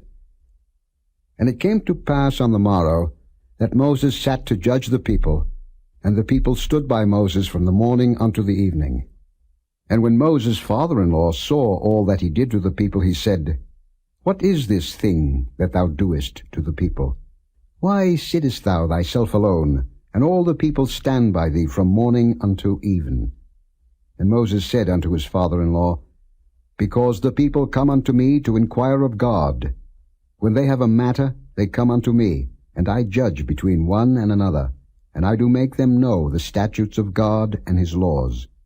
And Moses' father-in-law said unto him, The thing that thou doest is not good. Thou wilt surely wear away, both thou and this people that is with thee, for this thing is too heavy for thee. Thou art not able to perform it thyself alone. Hearken now unto my voice. I will give thee counsel, and God shall be with thee. Be thou for the people too Godward, that thou mayest bring the causes unto God. And thou shalt teach them ordinances and laws, and shalt show them the way wherein they must walk, and the work that they must do. Moreover, thou shalt provide out of all the people able men, such as fear God, men of truth, hating covetousness, and place such over them to be rulers of thousands, and rulers of hundreds, rulers of 50s, and rulers of 10s. And let them judge the people at all seasons. And it shall be that every great matter they shall bring unto thee, but every small matter they shall judge. So shall it be easier for thyself, and they shall bear the burden with thee. If thou shalt do this thing, and God command thee so, then thou shalt be able to endure, and all this people shall also go to their place in peace. So Moses hearkened to the voice of his father-in-law, and did all that he had said. And Moses chose able men out of all Israel, and made them heads over the people, rulers of thousands, rulers of hundreds, rulers of 50s, and rulers of 10s. And they judged the people at all seasons. The hard causes they brought unto Moses, but every small matter they judged themselves. And Moses let his father-in-law depart, and he went his way into his own land. Chapter 19. In the 3rd month, when the children of Israel were gone forth out of the land of Egypt, the same day came they into the wilderness of Sinai. For they were departed from Rephidim, and were come to the desert of Sinai, and had pitched in the wilderness, and there Israel camped before the mount. And Moses went up unto God, and the Lord called unto him out of the mountain, saying, Thus shalt thou say to the house of Jacob, and tell the children of Israel, Ye have seen what I did unto the Egyptians, and how I bare you on eagle's wings, and brought you unto myself. Now therefore, if ye will obey my voice indeed, and keep my covenant, then ye shall be a peculiar treasure unto me above all people, for all the earth is mine. And ye shall be unto me a kingdom of priests, and an holy nation. These are the words which thou shalt speak unto the children of Israel. And Moses came and called for the elders of the people, and laid before their faces all these words which the Lord commanded him. And all the people answered together and said, All that the Lord hath spoken we will do. And Moses returned the words of the people unto the Lord. And the Lord said unto Moses, Lo, I come unto thee in a thick cloud, that the people may hear when I speak with thee, and believe thee forever. And Moses told the words of the people unto the Lord. And the Lord said unto Moses, Go unto the people, and sanctify them today and tomorrow, and let them wash their clothes, and be ready against the 3rd day. For the 3rd day the Lord will come down in the sight of all the people upon Mount Sinai. And thou shalt set bounds unto the people round about, saying, Take heed to yourselves, that ye go not up into the mount, or touch the border of it. Whosoever toucheth the mount shall be surely put to death. There shall not an hand touch it, but he shall surely be stoned, or shot through. Whether it be beast or man, it shall not live. When the trumpet soundeth long, they shall come up to the mount. And Moses went down from the mount unto the people, and sanctified the people, and they washed their clothes. And he said unto the people, Be ready against the third day. Come not at your wives. And it came to pass on the third day in the morning, that there were thunders and lightnings, and a thick cloud upon the mount, and the voice of the trumpet exceeding loud, so that all the people that was in the camp trembled. And Moses brought forth the people out of the camp to meet with God, and they stood at the nether part of the mount. And Mount Sinai was altogether on a smoke, because the Lord descended upon it in fire, and the smoke thereof ascended as the smoke of a furnace, and the whole mount quaked greatly. And when the voice of the trumpet sounded long, and waxed louder and louder, Moses spake, and God answered him by a voice. And the Lord came down upon Mount Sinai, on the top of the mount, and the Lord called Moses up to the top of the mount, and Moses went up. And the Lord said unto Moses, Go down, charge the people, lest they break through unto the Lord to gaze, and many of them perish. And let the priests also, which come near to the Lord, sanctify themselves, lest the Lord break forth upon them. And Moses said unto the Lord, The people cannot come up to Mount Sinai, for thou chargest us, saying, Set bounds about the mount, and sanctify it. And the Lord said unto him, Away, get thee down, and thou shalt come up, thou and Aaron with thee. But let not the priests and the people break through to come up unto the Lord, lest he break forth upon them. So Moses went down unto the people, and spake unto them. Chapter 20. And God spake all these words, saying, I am the Lord thy God, which have brought thee out of the land of Egypt, out of the house of bondage. Thou shalt have no other gods before me. Thou shalt not make unto thee any graven image, or any likeness of anything that is in heaven above, or that is in the earth beneath, or that is in the water under the earth. Thou shalt not bow down thyself to them, nor serve them. For I, the Lord thy God, am a jealous God, visiting the iniquity of the fathers upon the children unto the third and fourth generation of them that hate me, and showing mercy unto thousands of them that love me, and keep my commandments. Thou shalt not take the name of the Lord thy God in vain, for the Lord will not hold him guiltless that taketh his name in vain. Remember the Sabbath day, to keep it holy. 6 days shalt thou labor, and do all thy work. But the seventh day is the Sabbath of the Lord thy God. In it thou shalt not do any work, thou, nor thy son, nor thy daughter, thy manservant, nor thy maidservant, nor thy cattle, nor thy stranger that is within thy gates. For in 6 days the Lord made heaven and earth, the sea, and all that in them is, and rested the seventh day. Wherefore the Lord blessed the Sabbath day, and hallowed it. Honor thy father and thy mother, that thy days may be long upon the land which the Lord thy God giveth thee. Thou shalt not kill. Thou shalt not commit adultery. Thou shalt not steal. Thou shalt not bear false witness against thy neighbor. Thou shalt not covet thy neighbor's house. Thou shalt not covet thy neighbor's wife, nor his manservant, nor his maidservant, nor his ox, nor his ass, nor anything that is thy neighbor's. And all the people saw the thunderings, and the lightnings, and the noise of the trumpet, and the mountain smoking. And when the people saw it, they removed, and stood afar off. And they said unto Moses, Speak thou with us, and we will hear. But let not God speak with us, lest we die. And Moses said unto the people, Fear not, for God is come to prove you, and that his fear may be before your faces, that ye sin not. And the people stood afar off, and Moses drew near unto the thick darkness where God was. And the Lord said unto Moses, Thus thou shalt say unto the children of Israel, Ye have seen that I have talked with you from heaven. Ye shall not make with me gods of silver, neither shall ye make unto you gods of gold. An altar of earth thou shalt make unto me, and shalt sacrifice thereon thy burnt offerings, and thy peace offerings, thy sheep and thine oxen. In all places where I record my name I will come unto thee, and I will bless thee. And if thou wilt make me an altar of stone, thou shalt not build it of hewn stone, for if thou lift up thy tool upon it, thou hast polluted it. Neither shalt thou go up by steps unto mine altar, that thy nakedness be not discovered thereon. Chapter 21. Now these are the judgments which thou shalt set before them.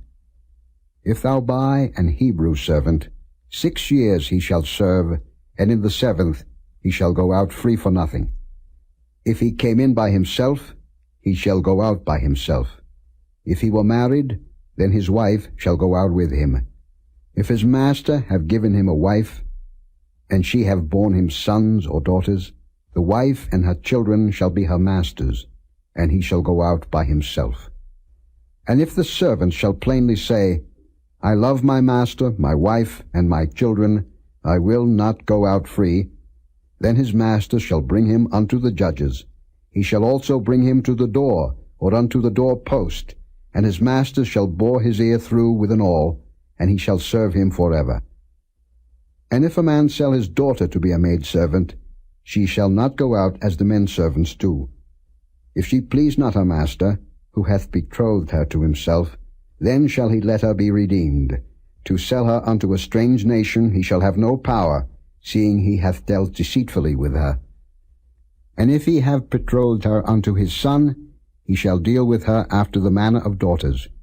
If he take him another wife, her food, her raiment, and her duty of marriage shall he not diminish. And if he do not these 3 unto her, then shall she go out free without money. He that smiteth a man, so that he die, shall be surely put to death. And if a man lie not in wait, but God deliver him into his hand, then I will appoint thee a place whither he shall flee. But if a man come presumptuously upon his neighbor to slay him with guile, thou shalt take him from mine altar, that he may die. And he that smiteth his father or his mother shall be surely put to death.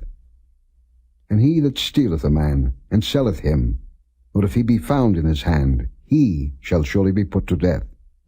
And he that curseth his father or his mother shall surely be put to death. And if men strive together, and one smite another with a stone, or with his fist, and he die not, but keepeth his bed, if he rise again, and walk abroad upon his staff, then shall he that smote him be quit. Only he shall pay for the loss of his time, and shall cause him to be thoroughly healed. And if a man smite his servant, or his maid with a rod, and he die under his hand, he shall be surely punished. Notwithstanding, if he continue a day or 2, he shall not be punished, for he is his money. If men strive, and hurt a woman with child, so that her fruit depart from her, and yet no mischief follow, he shall be surely punished, according as the woman's husband will lay upon him, and he shall pay as the judges determine. And if any mischief follow, then thou shalt give life for life, eye for eye, tooth for tooth, hand for hand, foot for foot, burning for burning, wound for wound, stripe for stripe. And if a man smite the eye of his servant, or the eye of his maid, that it perish, he shall let him go free for his eye's sake. And if he smite out his manservant's tooth, or his maidservant's tooth, he shall let him go free for his tooth's sake. If an ox gore a man or a woman, that they die, then the ox shall be surely stoned, and his flesh shall not be eaten, but the owner of the ox shall be quit. But if the ox were wont to push with his horn in time past, and it hath been testified to his owner, and he hath not kept him in, but that he hath killed a man or a woman, the ox shall be stoned, and his owner also shall be put to death. If there be laid on him a sum of money, then he shall give for the ransom of his life whatsoever is laid upon him. Whether he have gored a son, or have gored a daughter, according to this judgment shall it be done unto him. If the ox shall push a manservant or a maidservant, he shall give unto their master 30 shekels of silver, and the ox shall be stoned. And if a man shall open a pit, or if a man shall dig a pit, and not cover it, and an ox or an ass fall therein, the owner of the pit shall make it good, and give money unto the owner of them, and the dead beast shall be his. And if one man's ox hurt another's, that he die, then they shall sell the live ox, and divide the money of it, and the dead ox also they shall divide. Or if it be known that the ox hath used to push in time past, and his owner hath not kept him in, he shall surely pay ox for ox, and the dead shall be his own. Chapter 22. If a man shall steal an ox or a sheep, and kill it or sell it, he shall restore 5 oxen for an ox, and 4 sheep for a sheep. If a thief be found breaking up, and be smitten that he die, there shall no blood be shed for him. If the sun be risen upon him, there shall be blood shed for him, for he should make full restitution. If he have nothing, then he shall be sold for his theft. If the theft be certainly found in his hand alive, whether it be ox or ass or sheep, he shall restore double. If a man shall cause a field or vineyard to be eaten, and shall put in his beast, and shall feed in another man's field, of the best of his own field, and of the best of his own vineyard, shall he make restitution. If fire break out, and catch in thorns, so that the stacks of corn, or the standing corn, or the field, be consumed therewith, he that kindled the fire shall surely make restitution. If a man shall deliver unto his neighbor money or stuff to keep, and it be stolen out of the man's house, if the thief be found, let him pay double. If the thief be not found, then the master of the house shall be brought unto the judges, to see whether he have put his hand unto his neighbor's goods. For all manner of trespass, whether it be for ox, for ass, for sheep, for raiment, or for any manner of lost thing, which another challengeth to be his, the cause of both parties shall come before the judges, and whom the judges shall condemn, he shall pay double unto his neighbor. If a man deliver unto his neighbor an ass, or an ox, or a sheep, or any beast to keep, and it die, or be hurt, or driven away, no man seeing it, then shall an oath of the Lord be between them both, that he hath not put his hand unto his neighbor's goods, and the owner of it shall accept thereof, and he shall not make it good. And if it be stolen from him, he shall make restitution unto the owner thereof. If it be torn in pieces, then let him bring it for witness, and he shall not make good that which was torn.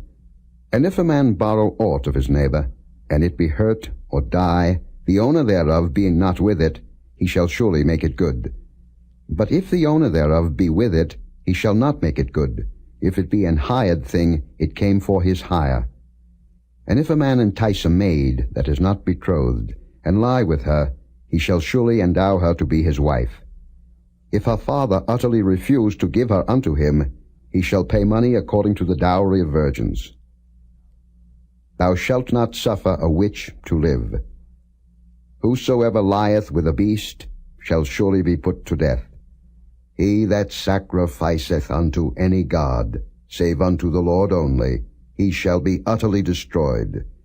Thou shalt neither vex a stranger, nor oppress him, for ye were strangers in the land of Egypt. Ye shall not afflict any widow or fatherless child. If thou afflict them in any wise, and they cry at all unto me, I will surely hear their cry, and my wrath shall wax hot, and I will kill you with the sword, and your wives shall be widows, and your children fatherless. If thou lend money to any of my people that is poor by thee, thou shalt not be to him as an usurer, neither shalt thou lay upon him usury. If thou at all take thy neighbor's raiment to pledge, thou shalt deliver it unto him by that the sun goeth down. For that is his covering only, it is his raiment for his skin, wherein shall he sleep? And it shall come to pass, when he crieth unto me, that I will hear, for I am gracious.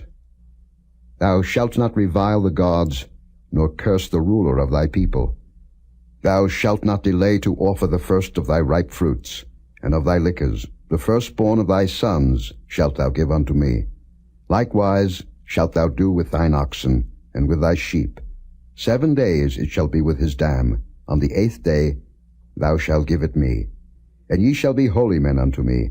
Neither shall ye eat any flesh that is torn of beasts in the field. Ye shall cast it to the dogs. Chapter 23. Thou shalt not raise a false report. Put not thine hand with the wicked to be an unrighteous witness. Thou shalt not follow a multitude to do evil. Neither shalt thou speak in a cause to decline after many to wrest judgment. Neither shalt thou countenance a poor man in his cause.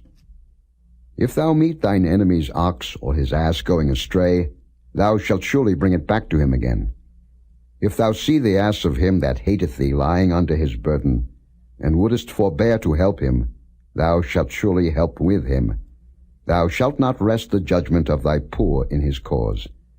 Keep thee far from a false matter, and the innocent and righteous slay thou not, for I will not justify the wicked. And thou shalt take no gift, for the gift blindeth the wise, and perverteth the words of the righteous. Also thou shalt not oppress a stranger, for ye know the heart of a stranger, seeing ye were strangers in the land of Egypt. In 6 years thou shalt sow thy land, and shalt gather in the fruits thereof. But the 7th year thou shalt let it rest and lie still, that the poor of thy people may eat. And what they leave the beasts of the field shall eat. In like manner thou shalt deal with thy vineyard and with thy oliveyard. 6 days thou shalt do thy work, and on the 7th day thou shalt rest, that thine ox and thine ass may rest, and the son of thy handmaid and the stranger may be refreshed. And in all things that I have said unto you be circumspect, and make no mention of the name of other gods, neither let it be heard out of thy mouth. 3 times thou shalt keep a feast unto me in the year. Thou shalt keep the feast of unleavened bread. Thou shalt eat unleavened bread 7 days, as I commanded thee, in the time appointed of the month Abib. For in it thou camest out from Egypt, and none shall appear before me empty. And the feast of harvest, the first fruits of thy labors, which thou hast sown in the field, and the feast of ingathering, which is in the end of the year, when thou hast gathered in thy labors out of the field. 3 times in the year all thy males shall appear before the Lord God. Thou shalt not offer the blood of my sacrifice with leavened bread, neither shall the fat of my sacrifice remain until the morning. The first of the first fruits of thy land thou shalt bring into the house of the Lord thy God. Thou shalt not seethe a kid in his mother's milk.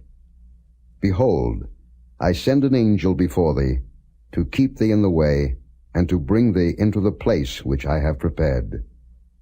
Beware of him, and obey his voice. Provoke him not, for he will not pardon your transgressions, for my name is in him. But if thou shalt indeed obey his voice, and do all that I speak, then I will be an enemy unto thine enemies, and an adversary unto thine adversaries. For mine angel shall go before thee, and bring thee in unto the Amorites, and the Hittites, and the Perizzites, and the Canaanites, and the Hivites, and the Jebusites, and I will cut them off. Thou shalt not bow down to their gods, nor serve them, nor do after their works, but thou shalt utterly overthrow them, and quite break down their images. And ye shall serve the Lord your God, and he shall bless thy bread and thy water, and I will take sickness away from the midst of thee. There shall nothing cast their young, nor be barren in thy land. The number of thy days I will fulfill. I will send my fear before thee, and will destroy all the people to whom thou shalt come, and I will make all thine enemies turn their backs unto thee. And I will send hornets before thee, which shall drive out the Hivite, the Canaanite, and the Hittite from before thee. I will not drive them out from before thee in 1 year, lest the land become desolate, and the beast of the field multiply against thee. By little and little I will drive them out from before thee, until thou be increased, and inherit the land. And I will set thy bounds from the Red Sea even unto the sea of the Philistines, and from the desert unto the river. For I will deliver the inhabitants of the land into your hand, and thou shalt drive them out before thee. Thou shalt make no covenant with them, nor with their gods. They shall not dwell in thy land, lest they make thee sin against me. For if thou serve their gods, it will surely be a snare unto thee. Chapter 24. And he said unto Moses, Come up unto the Lord, thou, and Aaron, Nadab, and Abihu, and 70 of the elders of Israel, and worship ye afar off. And Moses alone shall come near the Lord, but they shall not come nigh, neither shall the people go up with him. And Moses came and told the people all the words of the Lord, and all the judgments. And all the people answered with one voice, and said, All the words which the Lord hath said will we do. And Moses wrote all the words of the Lord, and rose up early in the morning, and builded an altar under the hill, and 12 pillars, according to the 12 tribes of Israel. And he sent young men of the children of Israel, which offered burnt offerings, and sacrificed peace offerings of oxen unto the Lord. And Moses took half of the blood, and put it in basins, and half of the blood he sprinkled on the altar. And he took the book of the covenant, and read in the audience of the people, and they said, All that the Lord hath said will we do, and be obedient. And Moses took the blood, and sprinkled it on the people, and said, Behold the blood of the covenant, which the Lord hath made with you concerning all these words. Then went up Moses and Aaron, Nadab, and Abihu, and 70 of the elders of Israel, and they saw the God of Israel, and there was under his feet as it were a paved work of a sapphire stone, and as it were the body of heaven in his clearness. And upon the nobles of the children of Israel he laid not his hand. Also they saw God, and did eat and drink. And the Lord said unto Moses, Come up to me into the mount, and be there. And I will give thee tables of stone, and a law, and commandments which I have written, that thou mayest teach them. And Moses rose up, and his minister Joshua, and Moses went up into the mount of God. And he said unto the elders, Tarry ye here for us, until we come again unto you. And behold, Aaron and Hur are with you. If any man have any matters to do, let him come unto them. And Moses went up into the mount, and a cloud covered the mount. And the glory of the Lord abode upon Mount Sinai, and the cloud covered it 6 days. And the 7th day he called unto Moses out of the midst of the cloud. And the sight of the glory of the Lord was like devouring fire on the top of the mount in the eyes of the children of Israel. And Moses went into the midst of the cloud, and gat him up into the mount, and Moses was in the mount 40 days and 40 nights. Chapter 25. And the Lord spake unto Moses, saying, Speak unto the children of Israel, that they bring me an offering. Of every man that giveth it willingly with his heart ye shall take my offering. And this is the offering which ye shall take of them, gold, and silver, and brass, and blue, and purple, and scarlet, and fine linen, and goat's hair, and rams' skins dyed red, and badgers' skins, and shittim wood, oil for the light, spices for anointing oil, and for sweet incense, onyx stones, and stones to be set in the ephod, and in the breastplate. And let them make me a sanctuary, that I may dwell among them. According to all that I show thee, after the pattern of the tabernacle, and the pattern of all the instruments thereof, even so shall ye make it. And they shall make an ark of shittim wood. 2 cubits and a half shall be the length thereof, and 1 cubit and a half the breadth thereof, and 1 cubit and a half the height thereof. And thou shalt overlay it with pure gold. Within and without shalt thou overlay it, and shalt make upon it a crown of gold round about. And thou shalt cast 4 rings of gold for it, and put them in the 4 corners thereof. And 2 rings shall be in the one side of it, and 2 rings in the other side of it. And thou shalt make staves of shittim wood, and overlay them with gold. And thou shalt put the staves into the rings by the sides of the ark, that the ark may be borne with them. The staves shall be in the rings of the ark, they shall not be taken from it. And thou shalt put into the ark the testimony which I shall give thee. And thou shalt make a mercy seat of pure gold. 2 cubits and a half shall be the length thereof, and 1 cubit and a half the breadth thereof. And thou shalt make 2 cherubims of gold. Of beaten work shalt thou make them in the 2 ends of the mercy seat. And make 1 cherub on the one end, and the other cherub on the other end. Even of the mercy seat shall ye make the cherubims on the two ends thereof. And the cherubims shall stretch forth their wings on high, covering the mercy seat with their wings, and their faces shall look one to another. Toward the mercy seat shall the faces of the cherubims be. And thou shalt put the mercy seat above upon the ark, and in the ark thou shalt put the testimony that I shall give thee. And there I will meet with thee, and I will commune with thee from above the mercy seat, from between the two cherubims which are upon the ark of the testimony, of all things which I will give thee in commandment unto the children of Israel. Thou shalt also make a table of shittim wood. 2 cubits shall be the length thereof, and a cubit the breadth thereof, and a cubit and a half the height thereof. And thou shalt overlay it with pure gold, and make thereto a crown of gold round about.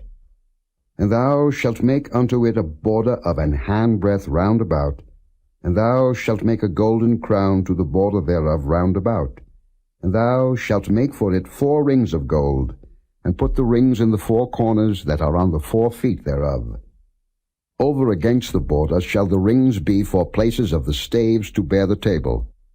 And thou shalt make the staves of shittim wood, and overlay them with gold, that the table may be borne with them. And thou shalt make the dishes thereof, and spoons thereof, and covers thereof, and bowls thereof, to cover withal. Of pure gold shalt thou make them. And thou shalt set upon the table showbread before me alway. And thou shalt make a candlestick of pure gold. Of beaten work shall the candlestick be made, his shaft, and his branches, his bowls, his knops, and his flowers shall be of the same. And 6 branches shall come out of the sides of it, 3 branches of the candlestick out of the one side, and 3 branches of the candlestick out of the other side. 3 bowls made like unto almonds, with a knop and a flower in one branch, and 3 bowls made like almonds in the other branch, with a knop and a flower, so in the 6 branches that come out of the candlestick. And in the candlestick shall be 4 bowls, made like unto almonds, with their knops and their flowers. And there shall be a knop under 2 branches of the same, and a knop under 2 branches of the same, and a knop under 2 branches of the same, according to the 6 branches that proceed out of the candlestick. Their knops and their branches shall be of the same. All it shall be one beaten work of pure gold. And thou shalt make the 7 lamps thereof, and they shall light the lamps thereof, that they may give light over against it. And the tongues thereof, and the snuff dishes thereof, shall be of pure gold. Of a talent of pure gold shall he make it, with all these vessels. And look that thou make them after their pattern, which was showed thee in the mount. Chapter 26. Moreover, thou shalt make the tabernacle with 10 curtains of fine twined linen, and blue and purple and scarlet. With cherubims of cunning work shalt thou make them. The length of one curtain shall be 28 cubits, and the breadth of one curtain 4 cubits, and every one of the curtains shall have one measure. The 5 curtains shall be coupled together one to another, and other 5 curtains shall be coupled one to another. And thou shalt make loops of blue upon the edge of the one curtain from the selvage in the coupling. And likewise shalt thou make in the uttermost edge of another curtain in the coupling of the second. 50 loops shalt thou make in the one curtain, and 50 loops shalt thou make in the edge of the curtain that is in the coupling of the second, that the loops may take hold one of another. And thou shalt make 50 taches of gold, and couple the curtains together with the taches, and it shall be one tabernacle. And thou shalt make curtains of goat's hair to be a covering upon the tabernacle. 11 curtains shalt thou make. The length of one curtain shall be 30 cubits, and the breadth of one curtain 4 cubits. And the 11 curtains shall be all of one measure. And thou shalt couple 5 curtains by themselves, and 6 curtains by themselves, and shalt double the 6th curtain in the forefront of the tabernacle. And thou shalt make 50 loops on the edge of the one curtain that is outmost in the coupling, and 50 loops in the edge of the curtain which coupleth the second. And thou shalt make 50 taches of brass, and put the taches into the loops, and couple the tent together, that it may be one.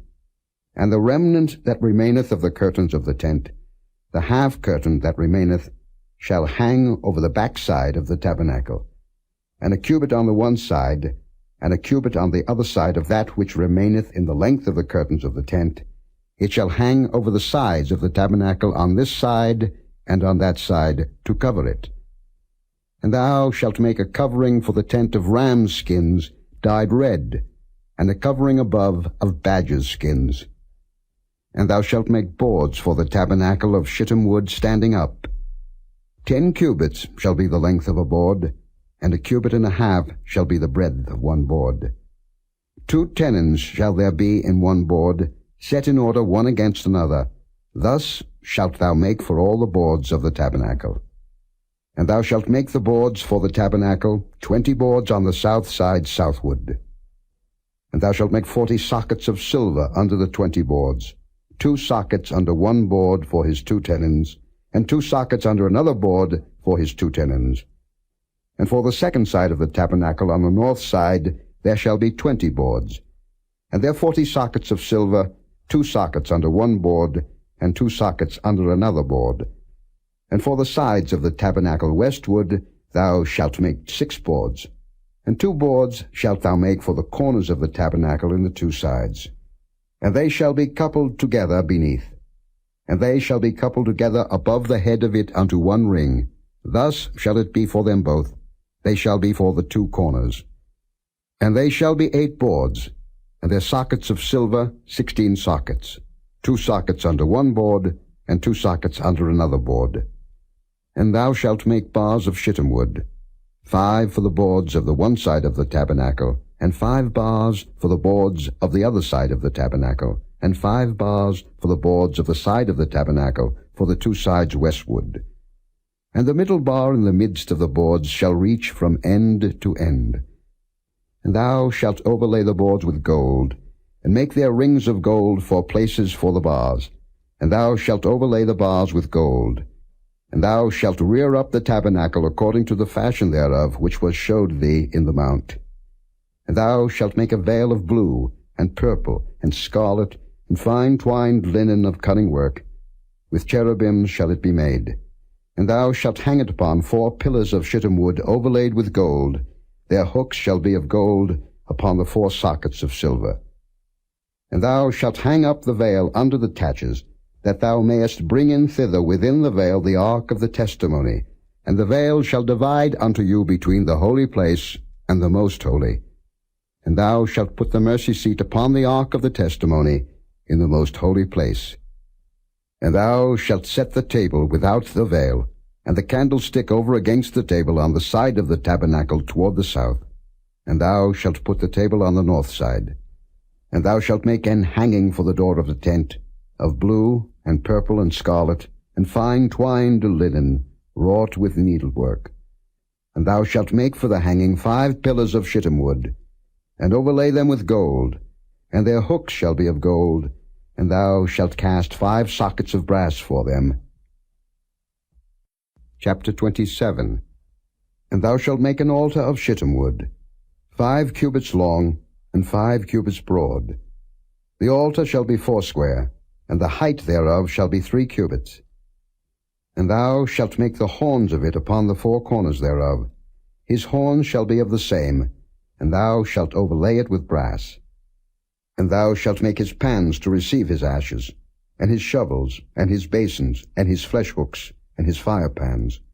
All the vessels thereof thou shalt make of brass. And thou shalt make for it a grate of network of brass, and upon the net shalt thou make 4 brazen rings in the 4 corners thereof. And thou shalt put it under the compass of the altar beneath, that the net may be even to the midst of the altar. And thou shalt make staves for the altar, staves of shittim wood, and overlay them with brass. And the staves shall be put into the rings, and the staves shall be upon the 2 sides of the altar to bear it. Hollow with boards shalt thou make it, as it was showed thee in the mount, so shall they make it. And thou shalt make the court of the tabernacle. For the south side southward there shall be hangings for the court of fine twined linen of 100 cubits long for one side, and the 20 pillars thereof and their 20 sockets shall be of brass. The hooks of the pillars and their fillets shall be of silver. And likewise for the north side in length there shall be hangings of 100 cubits long, and his 20 pillars and their 20 sockets of brass, the hooks of the pillars and their fillets of silver. And for the breadth of the court on the west side shall be hangings of 50 cubits, their pillars 10, and their sockets 10. And the breadth of the court on the east side eastward shall be 50 cubits. The hangings of one side of the gate shall be 15 cubits, their pillars 3, and their sockets 3. And on the other side shall be hangings 15 cubits, their pillars 3, and their sockets 3.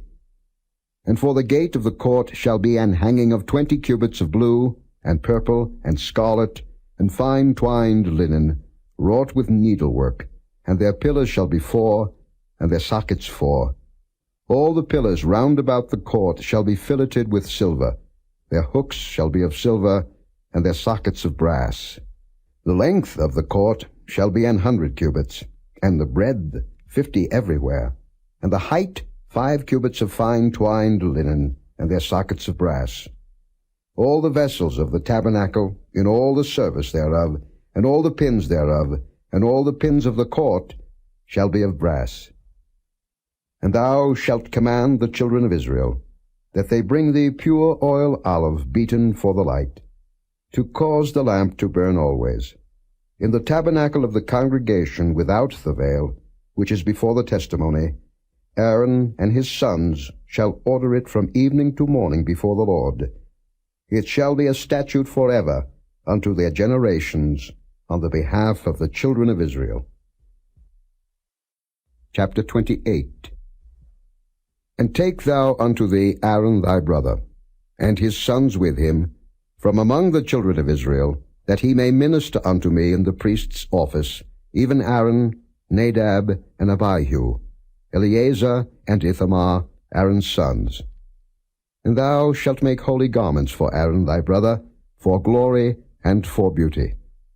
And thou shalt speak unto all that are wise-hearted, whom I have filled with the spirit of wisdom, that they may make Aaron's garments to consecrate him, that he may minister unto me in the priest's office. And these are the garments which they shall make: a breastplate, and an ephod, and a robe, and a broidered coat, a mitre, and a girdle.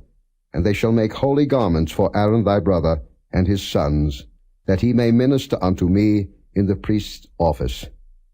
And they shall take gold, and blue, and purple, and scarlet, and fine linen. And they shall make the ephod of gold, of blue, and of purple, of scarlet, and fine twined linen with cunning work. It shall have the 2 shoulder pieces thereof joined at the 2 edges thereof, and so it shall be joined together. And the curious girdle of the ephod, which is upon it, shall be of the same, according to the work thereof, even of gold, of blue, and purple, and scarlet, and fine twined linen. And thou shalt take 2 onyx stones, and grave on them the names of the children of Israel, 6 of their names on one stone, and the other 6 names of the rest on the other stone, according to their birth. With the work of an engraver in stone, like the engravings of a signet, shalt thou engrave the 2 stones with the names of the children of Israel.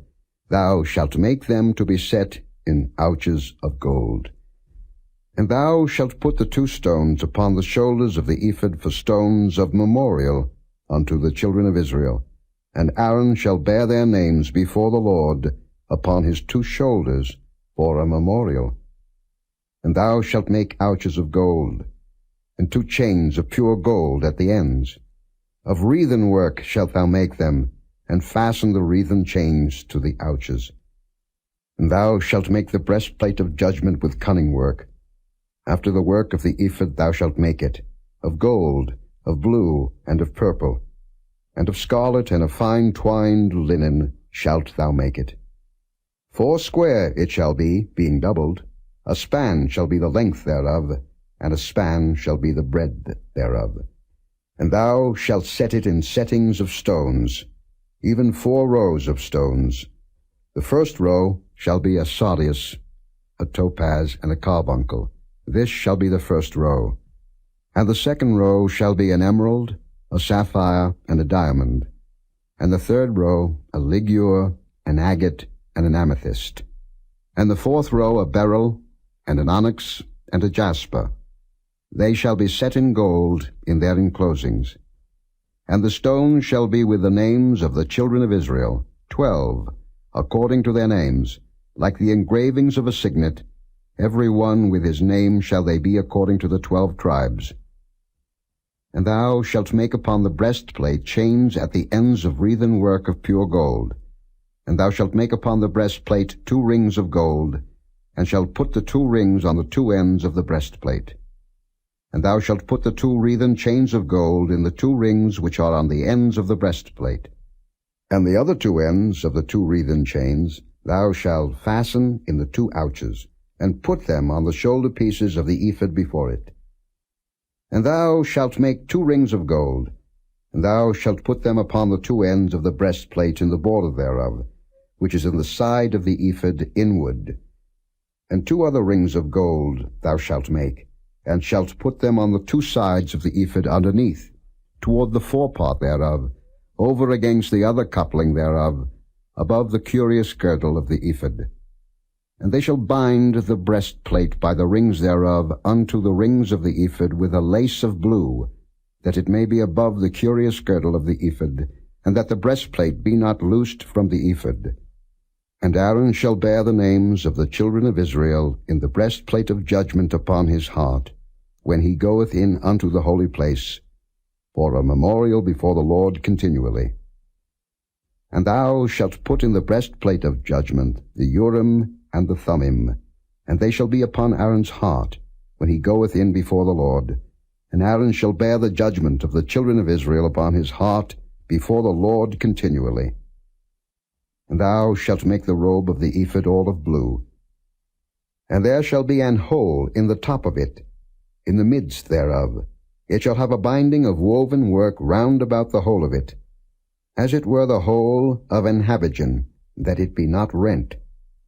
And beneath upon the hem of it thou shalt make pomegranates of blue, and of purple, and of scarlet, round about the hem thereof, and bells of gold between them round about, a golden bell and a pomegranate, a golden bell and a pomegranate upon the hem of the robe round about. And it shall be upon Aaron to minister, and his sound shall be heard when he goeth in unto the holy place before the Lord, and when he cometh out, that he die not. And thou shalt make a plate of pure gold, engrave upon it, like the engravings of a signet, Holiness to the Lord. And thou shalt put it on a blue lace, that it may be upon the mitre, upon the forefront of the mitre it shall be. And it shall be upon Aaron's forehead, that Aaron may bear the iniquity of the holy things, which the children of Israel shall hallow in all their holy gifts. And it shall be always upon his forehead, that they may be accepted before the Lord. And thou shalt embroider the coat of fine linen, and thou shalt make the mitre of fine linen, and thou shalt make the girdle of needlework. And for Aaron's sons thou shalt make coats, and thou shalt make for them girdles, and bonnets shalt thou make for them, for glory and for beauty. And thou shalt put them upon Aaron thy brother, and his sons with him, and shalt anoint them, and consecrate them, and sanctify them, that they may minister unto me in the priest's office. And thou shalt make them linen breeches to cover their nakedness, from the loins even unto the thighs they shall reach. And they shall be upon Aaron and upon his sons, when they come in unto the tabernacle of the congregation, or when they come near unto the altar to minister in the holy place, that they bear not iniquity and die. It shall be a statute forever unto him and his seed after him. Chapter 29. And this is the thing that thou shalt do unto them to hallow them, to minister unto me in the priest's office. Take 1 young bullock, and 2 rams without blemish, and unleavened bread, and cakes unleavened, tempered with oil, and wafers unleavened, anointed with oil, of wheaten flour shalt thou make them. And thou shalt put them into 1 basket, and bring them in the basket, with the bullock and the 2 rams. And Aaron and his sons thou shalt bring unto the door of the tabernacle of the congregation, and shalt wash them with water. And thou shalt take the garments, and put upon Aaron the coat, and the robe of the ephod, and the breastplate, and gird him with the curious girdle of the ephod. And thou shalt put the mitre upon his head, and put the holy crown upon the mitre. Then shalt thou take the anointing oil, and pour it upon his head, and anoint him. And thou shalt bring his sons, and put coats upon them. And thou shalt gird them with girdles, Aaron and his sons, and put the bonnets on them, and the priest's office shall be theirs for a perpetual statute. And thou shalt consecrate Aaron and his sons. And thou shalt cause a bullock to be brought before the tabernacle of the congregation, and Aaron and his sons shall put their hands upon the head of the bullock. And thou shalt kill the bullock before the Lord, by the door of the tabernacle of the congregation. And thou shalt take of the blood of the bullock, and put it upon the horns of the altar with thy finger, and pour all the blood beside the bottom of the altar. And thou shalt take all the fat that covereth the inwards, and the caul that is above the liver, and the 2 kidneys, and the fat that is upon them, and burn them upon the altar. But the flesh of the bullock, and his skin, and his dung, shalt thou burn with fire without the camp. It is a sin offering. Thou shalt also take 1 ram, and Aaron and his sons shall put their hands upon the head of the ram. And thou shalt slay the ram, and thou shalt take his blood, and sprinkle it round about upon the altar. And thou shalt cut the ram in pieces, and wash the inwards of him, and his legs, and put them unto his pieces and unto his head. And thou shalt burn the whole ram upon the altar. It is a burnt offering unto the Lord. It is a sweet savour, an offering made by fire unto the Lord. And thou shalt take the other ram, and Aaron and his sons shall put their hands upon the head of the ram. Then shalt thou kill the ram, and take of his blood, and put it upon the tip of the right ear of Aaron, and upon the tip of the right ear of his sons, and upon the thumb of their right hand, and upon the great toe of their right foot, and sprinkle the blood upon the altar round about. And thou shalt take of the blood that is upon the altar, and of the anointing oil, and sprinkle it upon Aaron, and upon his garments, and upon his sons, and upon the garments of his sons with him, and he shall be hallowed, and his garments, and his sons' garments with him. Also thou shalt take of the ram the fat and the rump, and the fat that covereth the inwards, and the caul above the liver, and the 2 kidneys, and the fat that is upon them, and the right shoulder, for it is a ram of consecration, and 1 loaf of bread, and 1 cake of oiled bread, and 1 wafer out of the basket of the unleavened bread that is before the Lord. And thou shalt put all in the hands of Aaron, and in the hands of his sons, and shalt wave them for a wave offering before the Lord. And thou shalt receive them of their hands, and burn them upon the altar for a burnt offering, for a sweet savour before the Lord. It is an offering made by fire unto the Lord.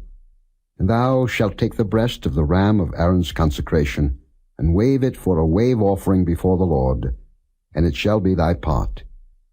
And thou shalt sanctify the breast of the wave offering, and the shoulder of the heave offering, which is waved, and which is heaved up, of the ram of the consecration, even of that which is for Aaron, and of that which is for his sons. And it shall be Aaron's and his sons by a statute for ever from the children of Israel. For it is an heave offering, and it shall be an heave offering from the children of Israel of the sacrifice of their peace offerings, even their heave offering unto the Lord. And the holy garments of Aaron shall be his sons after him, to be anointed therein, and to be consecrated in them. And that son that is priest in his stead shall put them on 7 days, when he cometh into the tabernacle of the congregation to minister in the holy place. And thou shalt take the ram of the consecration, and seethe his flesh in the holy place. And Aaron and his sons shall eat the flesh of the ram, and the bread that is in the basket, by the door of the tabernacle of the congregation. And they shall eat those things wherewith the atonement was made, to consecrate and to sanctify them, but a stranger shall not eat thereof, because they are holy. And if aught of the flesh of the consecrations or of the bread remain unto the morning, then thou shalt burn the remainder with fire. It shall not be eaten, because it is holy. And thus shalt thou do unto Aaron and to his sons, according to all things which I have commanded thee. 7 days shalt thou consecrate them. And thou shalt offer every day a bullock for a sin offering for atonement, and thou shalt cleanse the altar when thou hast made an atonement for it, and thou shalt anoint it to sanctify it. 7 days thou shalt make an atonement for the altar, and sanctify it. And it shall be an altar most holy. Whatsoever toucheth the altar shall be holy. Now this is that which thou shalt offer upon the altar: 2 lambs of the first year, day by day continually. The one lamb thou shalt offer in the morning, and the other lamb thou shalt offer at even. And with the one lamb 1/10 deal of flour mingled with the 4th part of an hin of beaten oil, and the 4th part of an hin of wine for a drink offering. And the other lamb thou shalt offer at even, and shalt do thereto according to the meat offering of the morning, and according to the drink offering thereof, for a sweet savour, an offering made by fire unto the Lord. This shall be a continual burnt offering throughout your generations at the door of the tabernacle of the congregation before the Lord, where I will meet you, to speak there unto thee. And there I will meet with the children of Israel, and the tabernacles shall be sanctified by my glory. And I will sanctify the tabernacle of the congregation and the altar. I will sanctify also both Aaron and his sons to minister to me in the priest's office. And I will dwell among the children of Israel, and will be their God. And they shall know that I am the Lord their God, that brought them forth out of the land of Egypt, that I may dwell among them. I am the Lord their God. Chapter 30. And thou shalt make an altar to burn incense upon. Of shittim wood shalt thou make it. A cubit shall be the length thereof, and a cubit the breadth thereof. 4 square shall it be, and 2 cubits shall be the height thereof. The horns thereof shall be of the same. And thou shalt overlay it with pure gold, the top thereof, and the sides thereof round about, and the horns thereof, and thou shalt make unto it a crown of gold round about. And 2 golden rings shalt thou make to it under the crown of it, by the 2 corners thereof. Upon the 2 sides of it shalt thou make it, and they shall be for places for the staves to bear it withal. And thou shalt make the staves of shittim wood, and overlay them with gold. And thou shalt put it before the veil that is by the ark of the testimony, before the mercy seat that is over the testimony, where I will meet with thee. And Aaron shall burn thereon sweet incense every morning. When he dresseth the lamps, he shall burn incense upon it. And when Aaron lighteth the lamps at even, he shall burn incense upon it, a perpetual incense before the Lord throughout your generations. Ye shall offer no strange incense thereon, nor burnt sacrifice, nor meat offering, neither shall ye pour drink offering thereon. And Aaron shall make an atonement upon the horns of it once in a year, with the blood of the sin offering of atonements. Once in the year shall he make atonement upon it throughout your generations. It is most holy unto the Lord. And the Lord spake unto Moses, saying, When thou takest the sum of the children of Israel after their number, then shall they give every man a ransom for his soul unto the Lord when thou numberest them, that there be no plague among them when thou numberest them. This they shall give, every one that passeth among them that are numbered, 1/2 shekel after the shekel of the sanctuary. A shekel is 20 gerahs, and 1/2 shekel shall be the offering of the Lord. Every one that passeth among them that are numbered, from 20 years old and above, shall give an offering unto the Lord. The rich shall not give more, and the poor shall not give less than 1/2 shekel, when they give an offering unto the Lord, to make an atonement for your souls.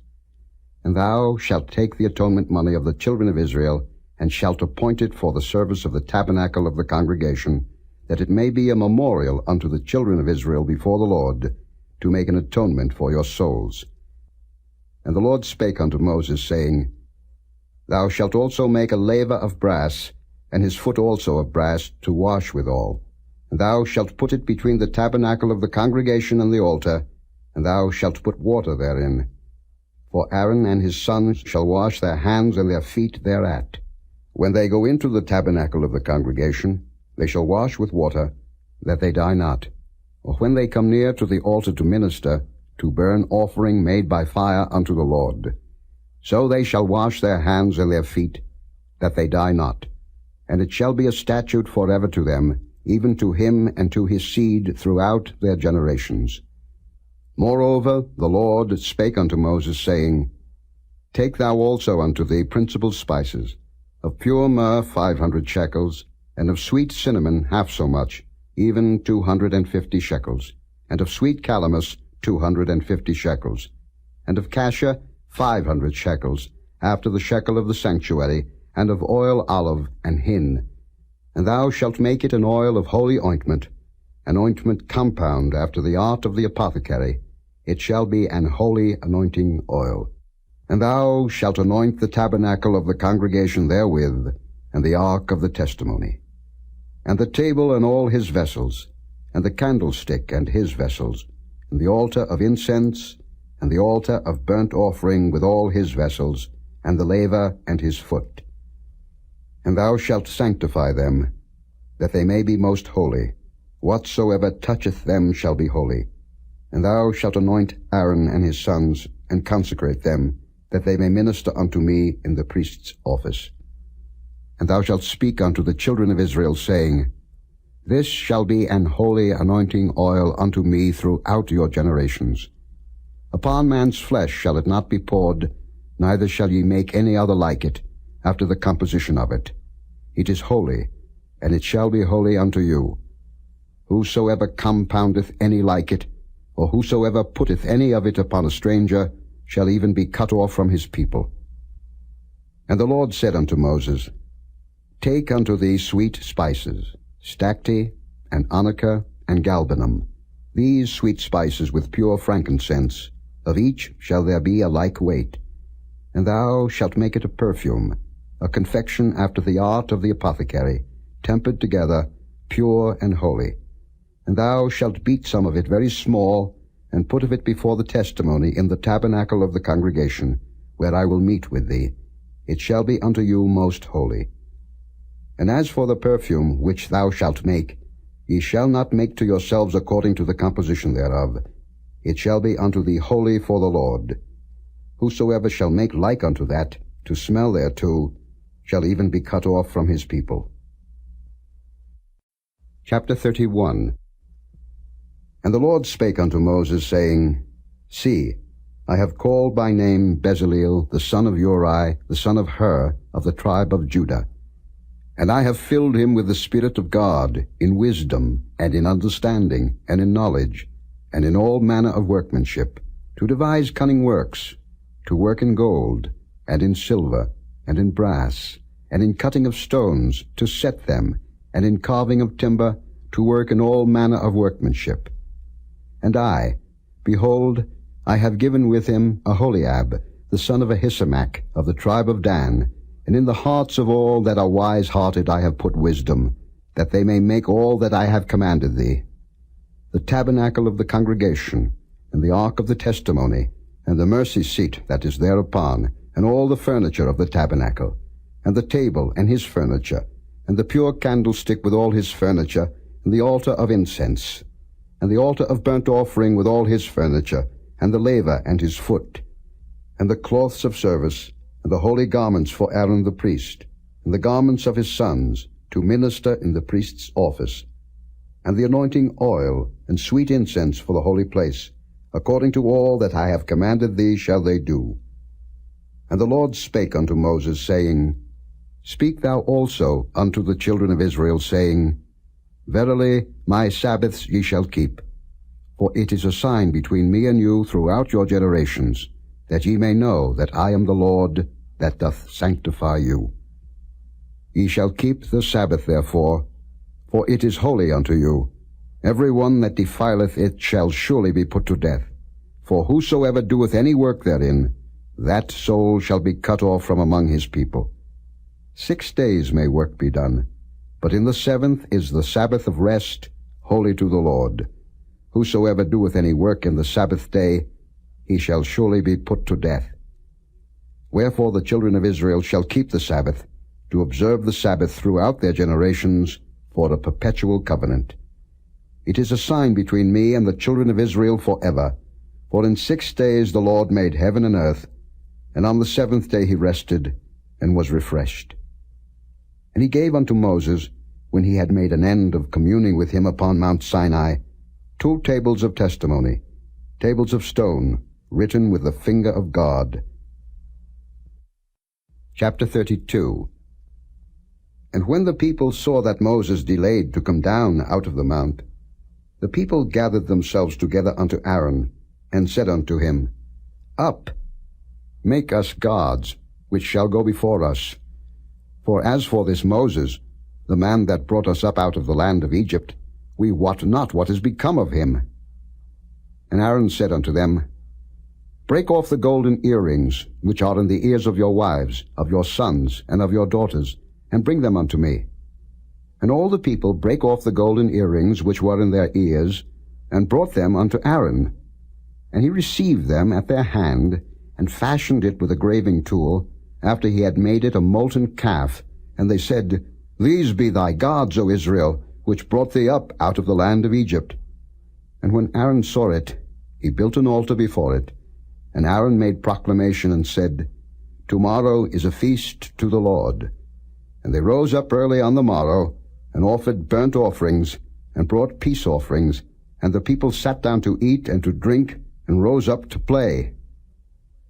And the Lord said unto Moses, Go, get thee down, for thy people, which thou broughtest out of the land of Egypt, have corrupted themselves.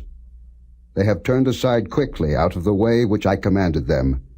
They have made them a molten calf, and have worshipped it, and have sacrificed thereunto, and said, These be thy gods, O Israel, which have brought thee up out of the land of Egypt. And the Lord said unto Moses, I have seen this people, and behold, it is a stiff-necked people. Now therefore let me alone, that my wrath may wax hot against them, and that I may consume them, and I will make of thee a great nation.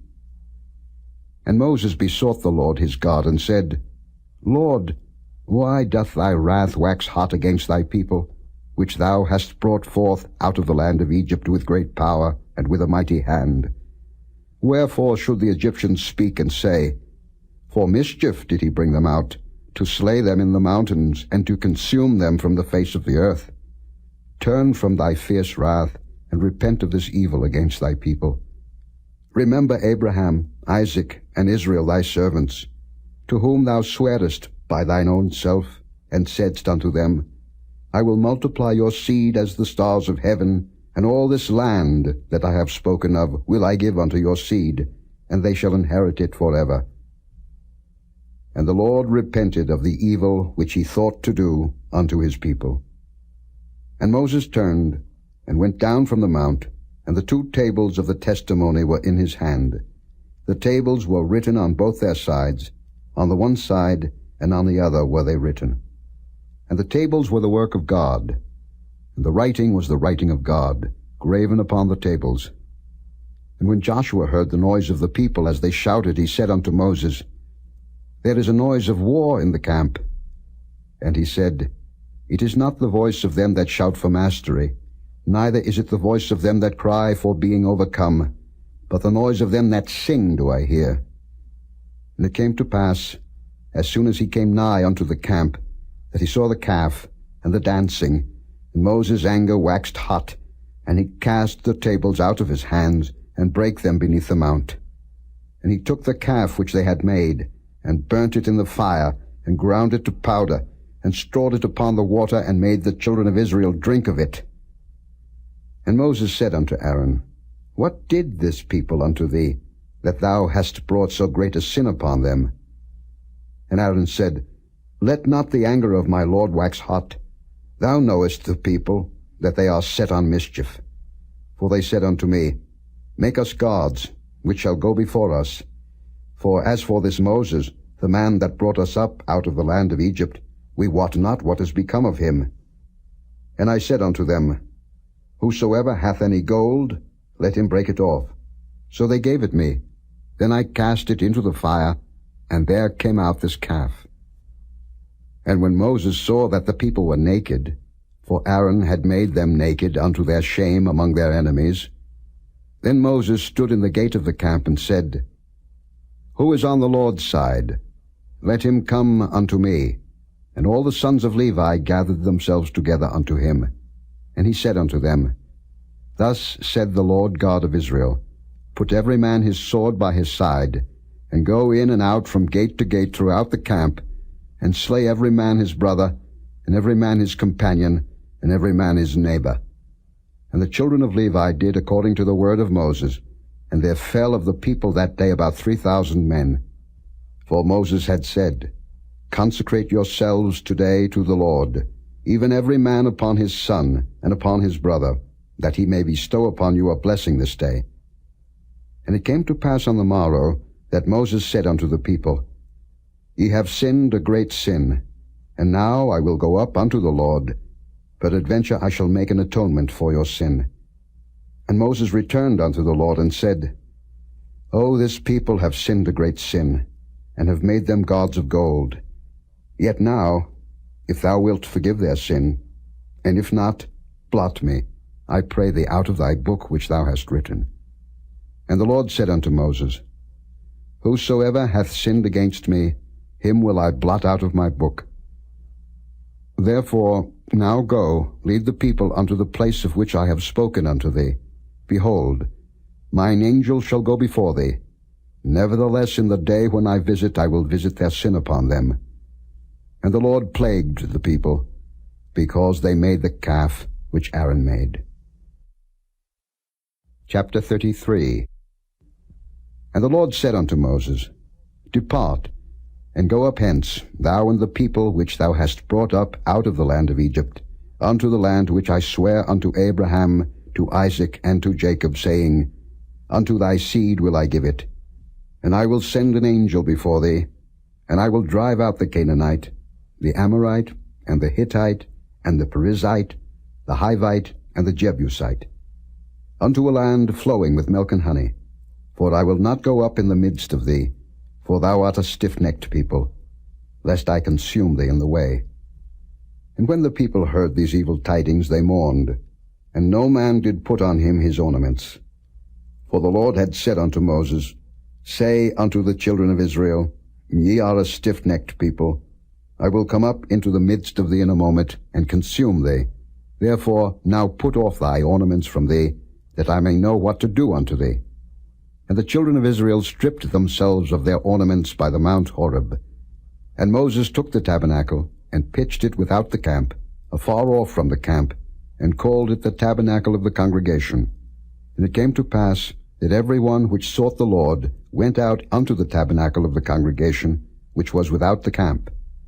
And it came to pass, when Moses went out unto the tabernacle, that all the people rose up, and stood every man at his tent door, and looked after Moses, until he was gone into the tabernacle.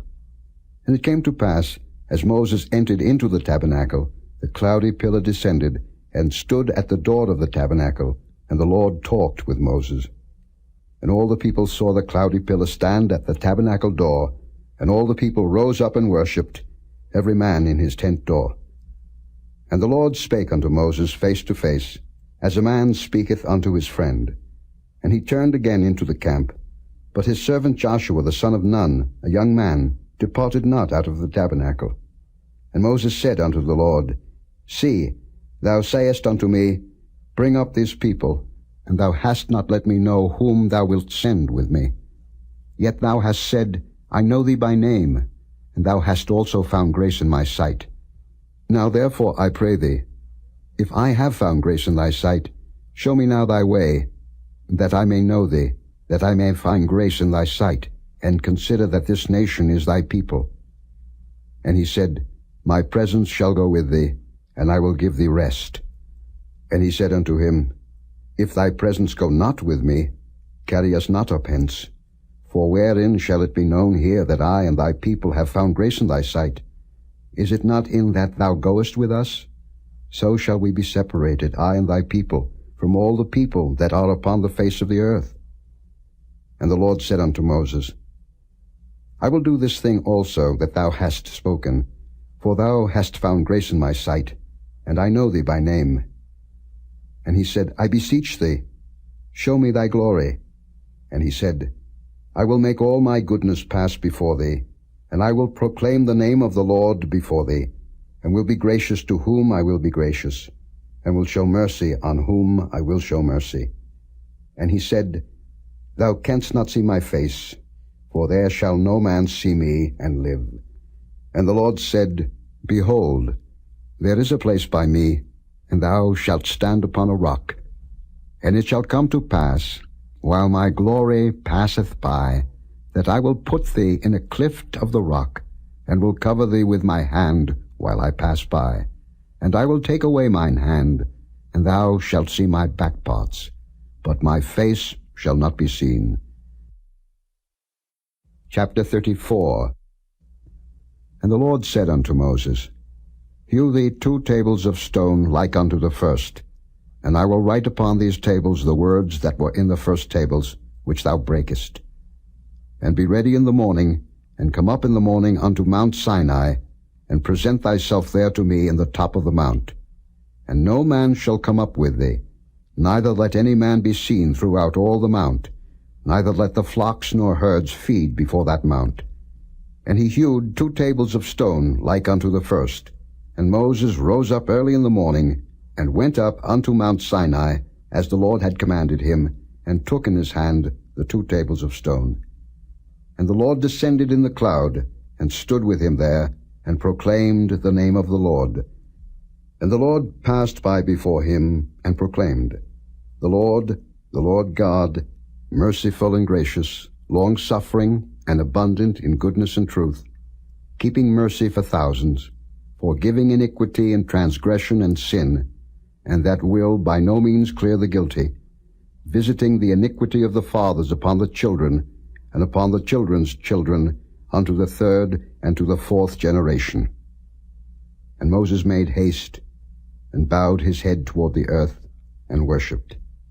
And he said, If now I have found grace in thy sight, O Lord, let my Lord, I pray thee, go among us, for it is a stiff-necked people, and pardon our iniquity and our sin, and take us for thine inheritance.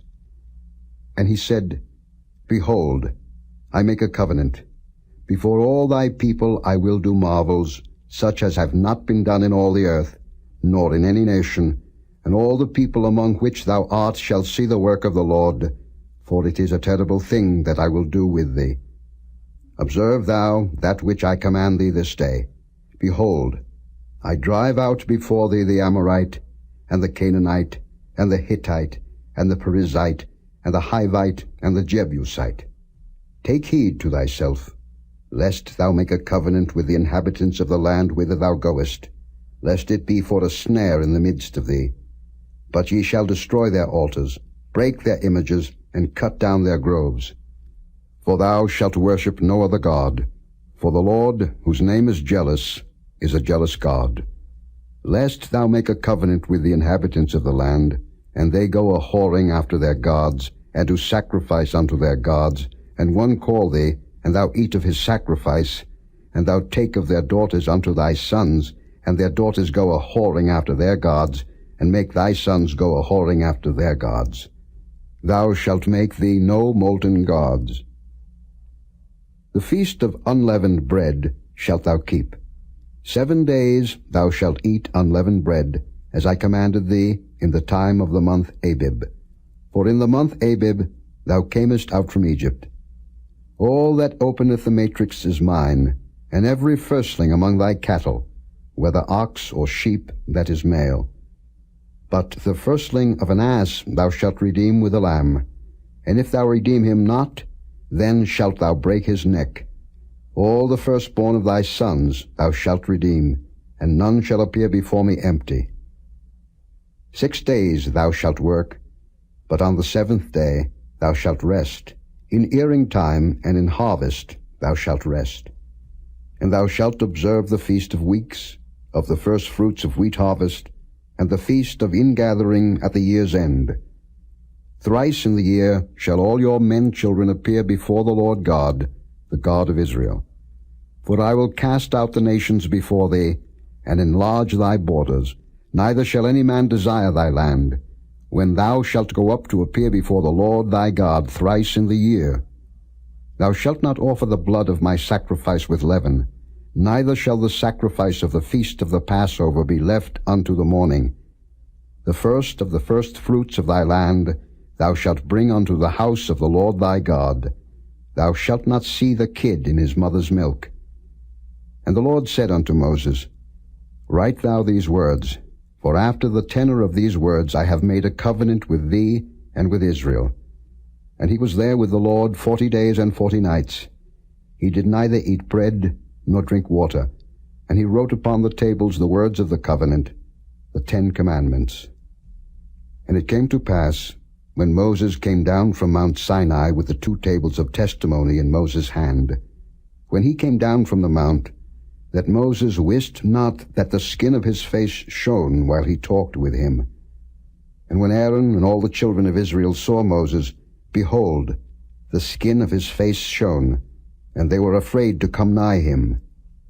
And Moses called unto them, and Aaron and all the rulers of the congregation returned unto him, and Moses talked with them. And afterward all the children of Israel came nigh, and he gave them in commandment all that the Lord had spoken with him in Mount Sinai. And till Moses had done speaking with them, he put a veil on his face. But when Moses went in before the Lord to speak with him, he took the veil off until he came out. And he came out and spake unto the children of Israel that which he was commanded. And the children of Israel saw the face of Moses, that the skin of Moses' face shone, and Moses put the veil upon his face again, until he went in to speak with him. Chapter 35.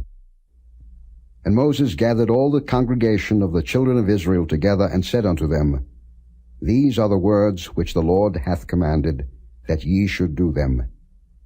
6 days shall work be done, but on the 7th day there shall be to you an holy day, a Sabbath of rest to the Lord. Whosoever doeth work therein shall be put to death. Ye shall kindle no fire throughout your habitations upon the Sabbath day.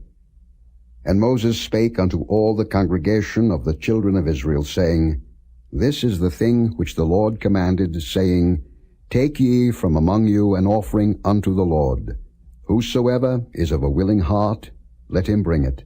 An offering of the Lord, gold and silver and brass, and blue and purple and scarlet and fine linen, and goat's hair, and ram's skins dyed red, and badger's skins, and shittim wood, and oil for the light, and spices for anointing oil, and for the sweet incense, and onyx stones, and stones to be set for the ephod, and for the breastplate.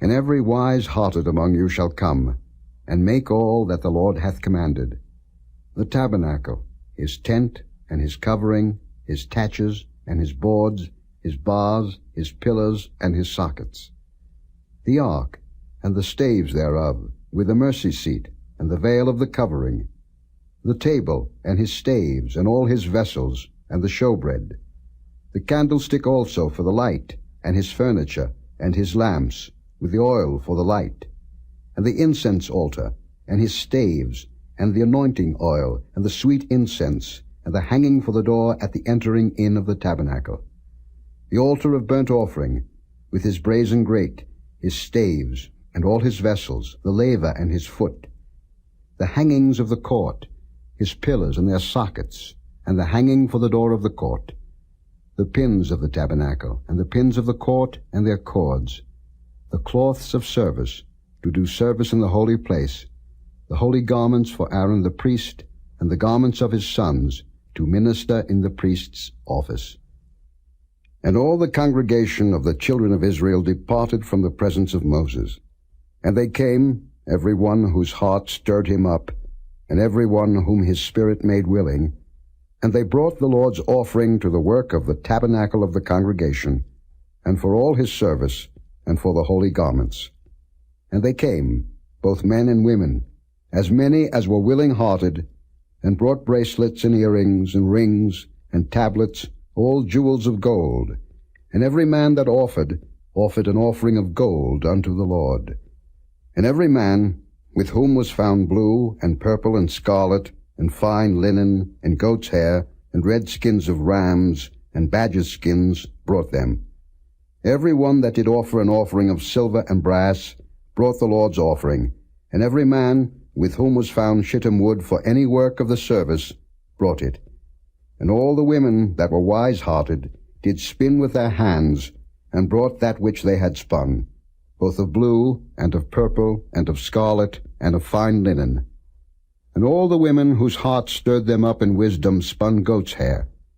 And the rulers brought onyx stones, and stones to be set for the ephod, and for the breastplate, and spice, and oil for the light, and for the anointing oil, and for the sweet incense. The children of Israel brought a willing offering unto the Lord, every man and woman, whose heart made them willing to bring for all manner of work, which the Lord had commanded to be made by the hand of Moses. And Moses said unto the children of Israel, See, the Lord hath called by name Bezaleel the son of Uri, the son of Hur, of the tribe of Judah. And he hath filled him with the Spirit of God, in wisdom, in understanding, and in knowledge, and in all manner of workmanship, and to devise curious works, to work in gold, and in silver, and in brass, and in the cutting of stones, to set them, and in carving of wood, to make any manner of cunning work. And he hath put in his heart that he may teach, both he and Aholiab, the son of Ahisamach, of the tribe of Dan. Them hath he filled with wisdom of heart, to work all manner of work, of the engraver, and of the cunning workman, and of the embroiderer, in blue, and in purple, in scarlet, and in fine linen, and of the weaver, even of them that do any work, and of those that devise cunning work. Chapter 36. Then wrought Bezaleel and Aholiab, and every wise-hearted man, in whom the Lord put wisdom and understanding, to know how to work all manner of work for the service of the sanctuary, according to all that the Lord had commanded. And Moses called Bezaleel and Aholiab, and every wise-hearted man, in whose heart the Lord had put wisdom, even every one whose heart stirred him up to come unto the work to do it. And they received of Moses all the offering which the children of Israel had brought for the work of the service of the sanctuary, to make it withal. And they brought yet unto him free offerings every morning. And all the wise men that wrought all the work of the sanctuary came every man from his work which they made. And they spake unto Moses, saying, The people bring much more than enough for the service of the work, which the Lord commanded to make. And Moses gave commandment, and they caused it to be proclaimed throughout the camp, saying, Let neither man nor woman make any more work for the offering of the sanctuary. So the people were restrained from bringing. For the stuff they had was sufficient for all the work to make it, and too much. And every wise-hearted man among them that wrought the work of the tabernacle made 10 curtains of fine twined linen, and blue, and purple, and scarlet. With cherubims of cunning work made he them. The length of one curtain was 28 cubits, and the breadth of one curtain 4 cubits. The curtains were all of one size.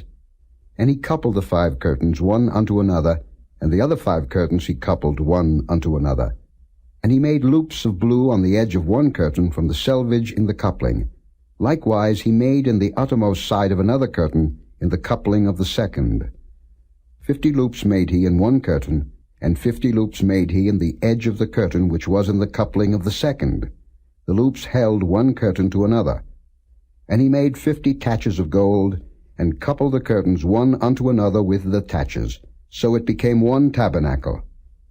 And he made curtains of goat's hair for the tent over the tabernacle. 11 curtains he made them.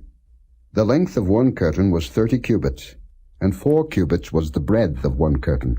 The 11 curtains were of one size. And he coupled 5 curtains by themselves, and 6 curtains by themselves. And he made 50 loops upon the uttermost edge of the curtain in the coupling, and 50 loops made he upon the edge of the curtain which coupleth the second. And he made 50 taches of brass to couple the tent together, that it might be one. And he made a covering for the tent of ram's skins dyed red, and a covering of badger's skins above that. And he made boards for the tabernacle of shittim wood, standing up. The length of a board was 10 cubits, and the breadth of a board 1 cubit and a half. One board had 2 tenons, equally distant one from another. Thus did he make for all the boards of the tabernacle.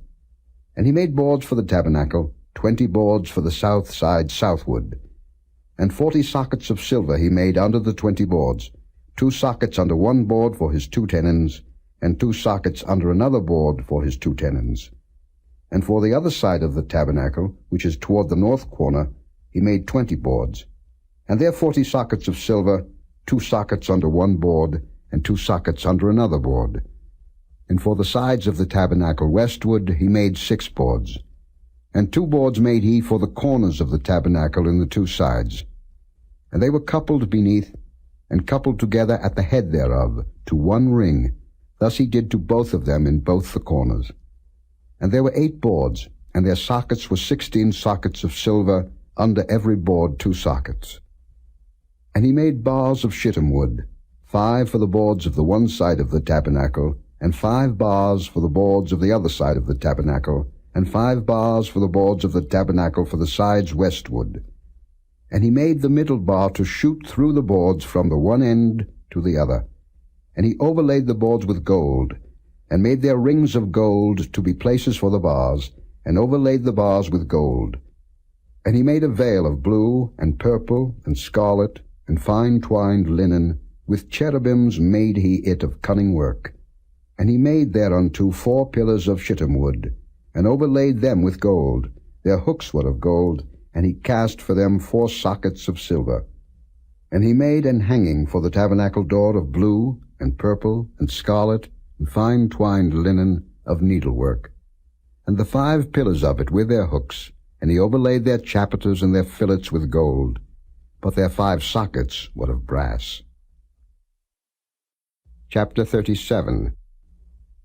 And Bezaleel made the ark of shittim wood. 2 cubits and a half was the length of it, and 1 cubit and a half the breadth of it, and 1 cubit and a half the height of it. And he overlaid it with pure gold within and without, and made a crown of gold to it round about. And he cast for it 4 rings of gold, to be set by the 4 corners of it, even 2 rings upon the one side of it, and 2 rings upon the other side of it. And he made staves of shittim wood, and overlaid them with gold. And he put the staves into the rings by the sides of the ark, to bear the ark. And he made the mercy seat of pure gold. 2 cubits and a half was the length thereof, and 1 cubit and a half the breadth thereof. And he made 2 cherubims of gold. Beaten out of one piece made he them, on the 2 ends of the mercy seat. 1 cherub on the end on this side, and another cherub on the other end on that side. Out of the mercy seat made he the cherubims on the 2 ends thereof. And the cherubims spread out their wings on high, and covered with their wings over the mercy seat, with their faces one to another, even to the mercy seatward were the faces of the cherubims. And he made the table of shittim wood. 2 cubits was the length thereof, and 1 cubit the breadth thereof, and 1 cubit and a half the height thereof. And he overlaid it with pure gold, and made thereunto a crown of gold round about. Also he made thereunto a border of an handbreadth round about, and made a crown of gold for the border thereof round about. And he cast for it 4 rings of gold, and put the rings upon the 4 corners that were in the 4 feet thereof. Over against the border were the rings, the places for the staves to bear the table. And he made the staves of shittim wood, and overlaid them with gold, to bear the table. And he made the vessels which were upon the table, his dishes, and his spoons, and his bowls, and his covers to cover withal, of pure gold. And he made the candlestick of pure gold. Of beaten work made he the candlestick, his shaft, and his branch, his bowls, his knops, and his flowers were of the same. And 6 branches going out of the sides thereof, 3 branches of the candlestick out of the one side thereof, and 3 branches of the candlestick out of the other side thereof. 3 bowls made after the fashion of almonds in one branch, a knop and a flower. and 3 bowls made like almonds in another branch, a knop and a flower, so throughout the 6 branches going out of the candlestick. And in the candlestick were 4 bowls made like almonds, his knops and his flowers, and a knop under 2 branches of the same, and a knop under 2 branches of the same, and a knop under 2 branches of the same, according to the 6 branches going out of it. Their knops and their branches were of the same. All of it was one beaten work of pure gold. And he made his 7 lamps, and his snuffers, and his snuff dishes of pure gold. Of a talent of pure gold made he it, and all the vessels thereof. And he made the incense altar of shittim wood. The length of it was a cubit, and the breadth of it a cubit. It was 4 square, and 2 cubits was the height of it. The horns thereof were of the same. And he overlaid it with pure gold, both the top of it, and the sides thereof round about, and the horns of it. Also he made unto it a crown of gold round about. And he made 2 rings of gold for it under the crown thereof, by the 2 corners of it, upon the 2 sides thereof, to be places for the staves to bear it withal. And he made the staves of shittim wood, and overlaid them with gold. And he made the holy anointing oil, and the pure incense of sweet spices, according to the work of the apothecary. Chapter 38. And he made the altar of burnt offering of shittim wood. 5 cubits was the length thereof, and 5 cubits the breadth thereof. It was 4 square, and 3 cubits the height thereof. And he made the horns thereof on the 4 corners of it. The horns thereof were of the same, and he overlaid it with brass. And he made all the vessels of the altar, the pots and the shovels and the basins, and the flesh hooks and the fire pans. All the vessels thereof made he of brass. And he made for the altar a brazen grate of network under the compass thereof beneath unto the midst of it. And he cast 4 rings for the 4 ends of the grate of brass, to be places for the staves. And he made the staves of shittim wood, and overlaid them with brass. And he put the staves into the rings on the sides of the altar, to bear it withal. He made the altar hollow with boards. And he made the laver of brass, and the foot of it of brass, of the looking glasses of the women assembling, which assembled at the door of the tabernacle of the congregation. And he made the court. On the south side, southward, the hangings of the court were of fine twined linen, 100 cubits. Their pillars were 20, and their brazen sockets 20. The hooks of the pillars and their fillets were of silver. And for the north side the hangings were 100 cubits. Their pillars were 20, and their sockets of brass 20. The hooks of the pillars and their fillets of silver. And for the west side were hangings of 50 cubits. Their pillars 10, and their sockets 10. The hooks of the pillars and their fillets of silver. And for the east side eastward 50 cubits. The hangings of the one side of the gate were 15 cubits, their pillars 3, and their sockets 3. And for the other side of the court gate, on this hand and that hand, were hangings of 15 cubits, their pillars 3, and their sockets 3. All the hangings of the court round about were of fine twined linen, and the sockets for the pillars were of brass, the hooks of the pillars and their fillets of silver, and the overlaying of their chapiters of silver, and all the pillars of the court were filleted with silver. And the hanging for the gate of the court was needlework, of blue and purple and scarlet and fine twined linen, and 20 cubits was the length, and the height in the breadth was 5 cubits, answerable to the hangings of the court. And their pillars were 4, and their sockets of brass 4, their hooks of silver, and the overlaying of their chapiters and their fillets of silver. And all the pins of the tabernacle and of the court round about were of brass. This is the sum of the tabernacle, even of the tabernacle of testimony, as it was counted, according to the commandment of Moses, for the service of the Levites, by the hand of Ithamar, son to Aaron the priest. And Bezaleel the son of Uri, the son of Hur, of the tribe of Judah, made all that the Lord commanded Moses.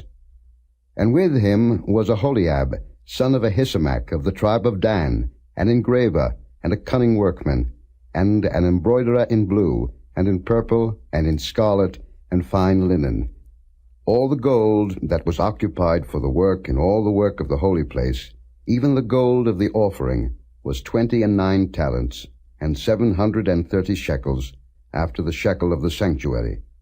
And the silver of them that were numbered of the congregation was 100 talents, and 1,760 shekels, after the shekel of the sanctuary. A bekah for every man, that is, half a shekel, after the shekel of the sanctuary, for every one that went to be numbered, from 20 years old and upward, for 600,000 and 3,550 men. And of the 100 talents of silver were cast the sockets of the sanctuary, and the sockets of the veil, and 100 sockets of the 100 talents, a talent for a socket. And of the 1,775 shekels, he made hooks for the pillars, and overlaid their chapiters, and filleted them. And the brass of the offering was 70 talents, and 2,400 shekels. And therewith he made the sockets to the door of the tabernacle of the congregation, and the brazen altar, and the brazen grate for it, and all the vessels of the altar, and the sockets of the court round about, and the sockets of the court gate, and all the pins of the tabernacle, and all the pins of the court round about. Chapter 39. And of the blue, and purple, and scarlet, they made cloths of service, to do service in the holy place, and made the holy garments for Aaron, as the Lord commanded Moses. And he made the ephod of gold, blue, and purple, and scarlet, and fine twined linen. And they did beat the gold into thin plates, and cut it into wires, to work it in the blue, and in the purple, and in the scarlet, and in the fine linen, with cunning work. They made shoulder pieces for it, to couple it together. By the two edges was it coupled together. And the curious girdle of his ephod that was upon it was of the same, according to the work thereof, of gold, blue and purple, and scarlet and fine twined linen, as the Lord commanded Moses. And they wrought onyx stones enclosed in ouches of gold, graven, as signets are graven, with the names of the children of Israel. And he put them on the shoulders of the ephod, that they should be stones for a memorial to the children of Israel, as the Lord commanded Moses. And he made the breastplate of cunning work, like the work of the ephod, of gold, blue and purple, and scarlet, and fine twined linen. It was 4 They made the breastplate double. A span was the length thereof, and a span the breadth thereof, being doubled. And they set in it 4 rows of stones. The first row was a sardius, a topaz, and a carbuncle. This was the first row. And the second row, an emerald, a sapphire, and a diamond. And the third row, a ligure, an agate, and an amethyst. And the fourth row, a beryl, an onyx, and a jasper. They were enclosed in ouches of gold in their enclosings. And the stones were according to the names of the children of Israel, 12, according to their names, like the engravings of a signet, every one with his name, according to the 12 tribes. And they made upon the breastplate chains at the ends, of wreathen work of pure gold. And they made 2 ouches of gold, and 2 gold rings, and put the 2 rings in the 2 ends of the breastplate. And they put the 2 wreathen chains of gold in the 2 rings on the ends of the breastplate. And the 2 ends of the 2 wreathen chains they fastened in the 2 ouches, and put them on the shoulder pieces of the ephod before it.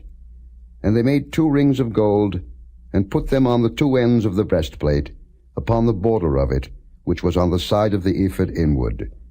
And they made 2 other golden rings, and put them on the 2 sides of the ephod underneath, toward the forepart of it, over against the other coupling thereof, above the curious girdle of the ephod. And they did bind the breastplate by his rings unto the rings of the ephod with a lace of blue, that it might be above the curious girdle of the ephod, and that the breastplate might not be loosed from the ephod, as the Lord commanded Moses. And he made the robe of the ephod of woven work, all of blue.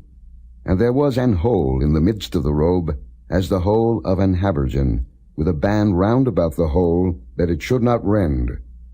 And they made upon the hems of the robe pomegranates of blue and purple and scarlet and twined linen. And they made bells of pure gold, and put the bells between the pomegranates upon the hem of the robe, round about between the pomegranates. A bell and a pomegranate, a bell and a pomegranate, round about the hem of the robe to minister in, as the Lord commanded Moses. And they made coats of fine linen of woven work for Aaron and for his sons, and a mitre of fine linen, and goodly bonnets of fine linen, and linen breeches of fine twined linen, and a girdle of fine twined linen, and blue, and purple, and scarlet of needlework, as the Lord commanded Moses. And they made the plate of the holy crown of pure gold, and wrote upon it a writing, like to the engravings of a signet, Holiness to the Lord. And they tied unto it a lace of blue, to fasten it on high upon the mitre, as the Lord commanded Moses. Thus was all the work of the tabernacle of the tent of the congregation finished, and the children of Israel did according to all that the Lord commanded Moses, so did they. And they brought the tabernacle unto Moses, the tent, and all his furniture, his taches, his boards, his bars, and his pillars, and his sockets, and the covering of ram skins dyed red, and the covering of badger skins, and the veil of the covering, the ark of the testimony, and the staves thereof, and the mercy seat, the table, and all the vessels thereof, and the showbread, the pure candlestick, with the lamps thereof, even with the lamps to be set in order, and all the vessels thereof, and the oil for light, and the golden altar, and the anointing oil, and the sweet incense, and the hanging for the tabernacle door, the brazen altar, and his grate of brass, his staves, and all his vessels, the laver, and his foot, the hangings of the court, his pillars, and his sockets, and the hanging for the court gate, his cords, and his pins, and all the vessels of the service of the tabernacle, for the tent of the congregation, the cloths of service to do service in the holy place, and the holy garments for Aaron the priest, and his sons' garments, to minister in the priest's office, according to all that the Lord commanded Moses. So the children of Israel made all the work. And Moses did look upon all the work, and behold, they had done it as the Lord had commanded, even so had they done it, and Moses blessed them. Chapter 40. And the Lord spake unto Moses, saying, On the first day of the first month shalt thou set up the tabernacle of the tent of the congregation. And thou shalt put therein the ark of the testimony, and cover the ark with the veil. And thou shalt bring in the table, and set in order the things that ought to be set in order upon it. And thou shalt bring in the candlestick, and light the lamps thereof. And thou shalt set the altar of gold for the incense before the ark of the testimony, and put the hanging of the door to the tabernacle. And thou shalt set the altar of the burnt offering before the door of the tabernacle of the tent of the congregation. And thou shalt set the laver between the tent of the congregation and the altar, and shalt put water therein. And thou shalt set up the court round about, and hang up the hanging at the court gate. And thou shalt take the anointing oil, and anoint the tabernacle, and all that is therein, and shalt hallow it, and all the vessels thereof, and it shall be holy. And thou shalt anoint the altar of the burnt offering, and all his vessels, and sanctify the altar, and it shall be an altar most holy. And thou shalt anoint the laver and his foot, and sanctify it. And thou shalt bring Aaron and his sons unto the door of the tabernacle of the congregation, and wash them with water. And thou shalt put upon Aaron the holy garments, and anoint him, and sanctify him, that he may minister unto me in the priest's office. And thou shalt bring his sons, and clothe them with coats. And thou shalt anoint them, as thou didst anoint their father, that they may minister unto me in the priest's office, for their anointing shall surely be an everlasting priesthood throughout their generations. Thus did Moses, according to all that the Lord commanded him, so did he. And it came to pass in the first month in the second year, on the first day of the month, that the tabernacle was reared up. And Moses reared up the tabernacle, and fastened his sockets, and set up the boards thereof, and put in the bars thereof, and reared up his pillars. And he spread abroad the tent over the tabernacle, and put the covering of the tent above it, as the Lord commanded Moses. And he took and put the testimony into the ark, and set the staves on the ark, and put the mercy seat above upon the ark. And he brought the ark into the tabernacle, and set up the veil of the covering, and covered the ark of the testimony, as the Lord commanded Moses. And he put the table in the tent of the congregation upon the side of the tabernacle northward, without the veil. And he set the bread in order upon it before the Lord, as the Lord had commanded Moses. And he put the candlestick in the tent of the congregation over against the table, on the side of the tabernacle southward. And he lighted the lamps before the Lord, as the Lord commanded Moses. And he put the golden altar in the tent of the congregation before the veil. And he burnt sweet incense thereon, as the Lord commanded Moses. And he set up the hanging at the door of the tabernacle. And he put the altar of burnt offering by the door of the tabernacle of the tent of the congregation, and offered upon it the burnt offering and the meat offering, as the Lord commanded Moses. And he set the laver between the tent of the congregation and the altar, and put water there, to wash withal. And Moses and Aaron and his sons washed their hands and their feet thereat.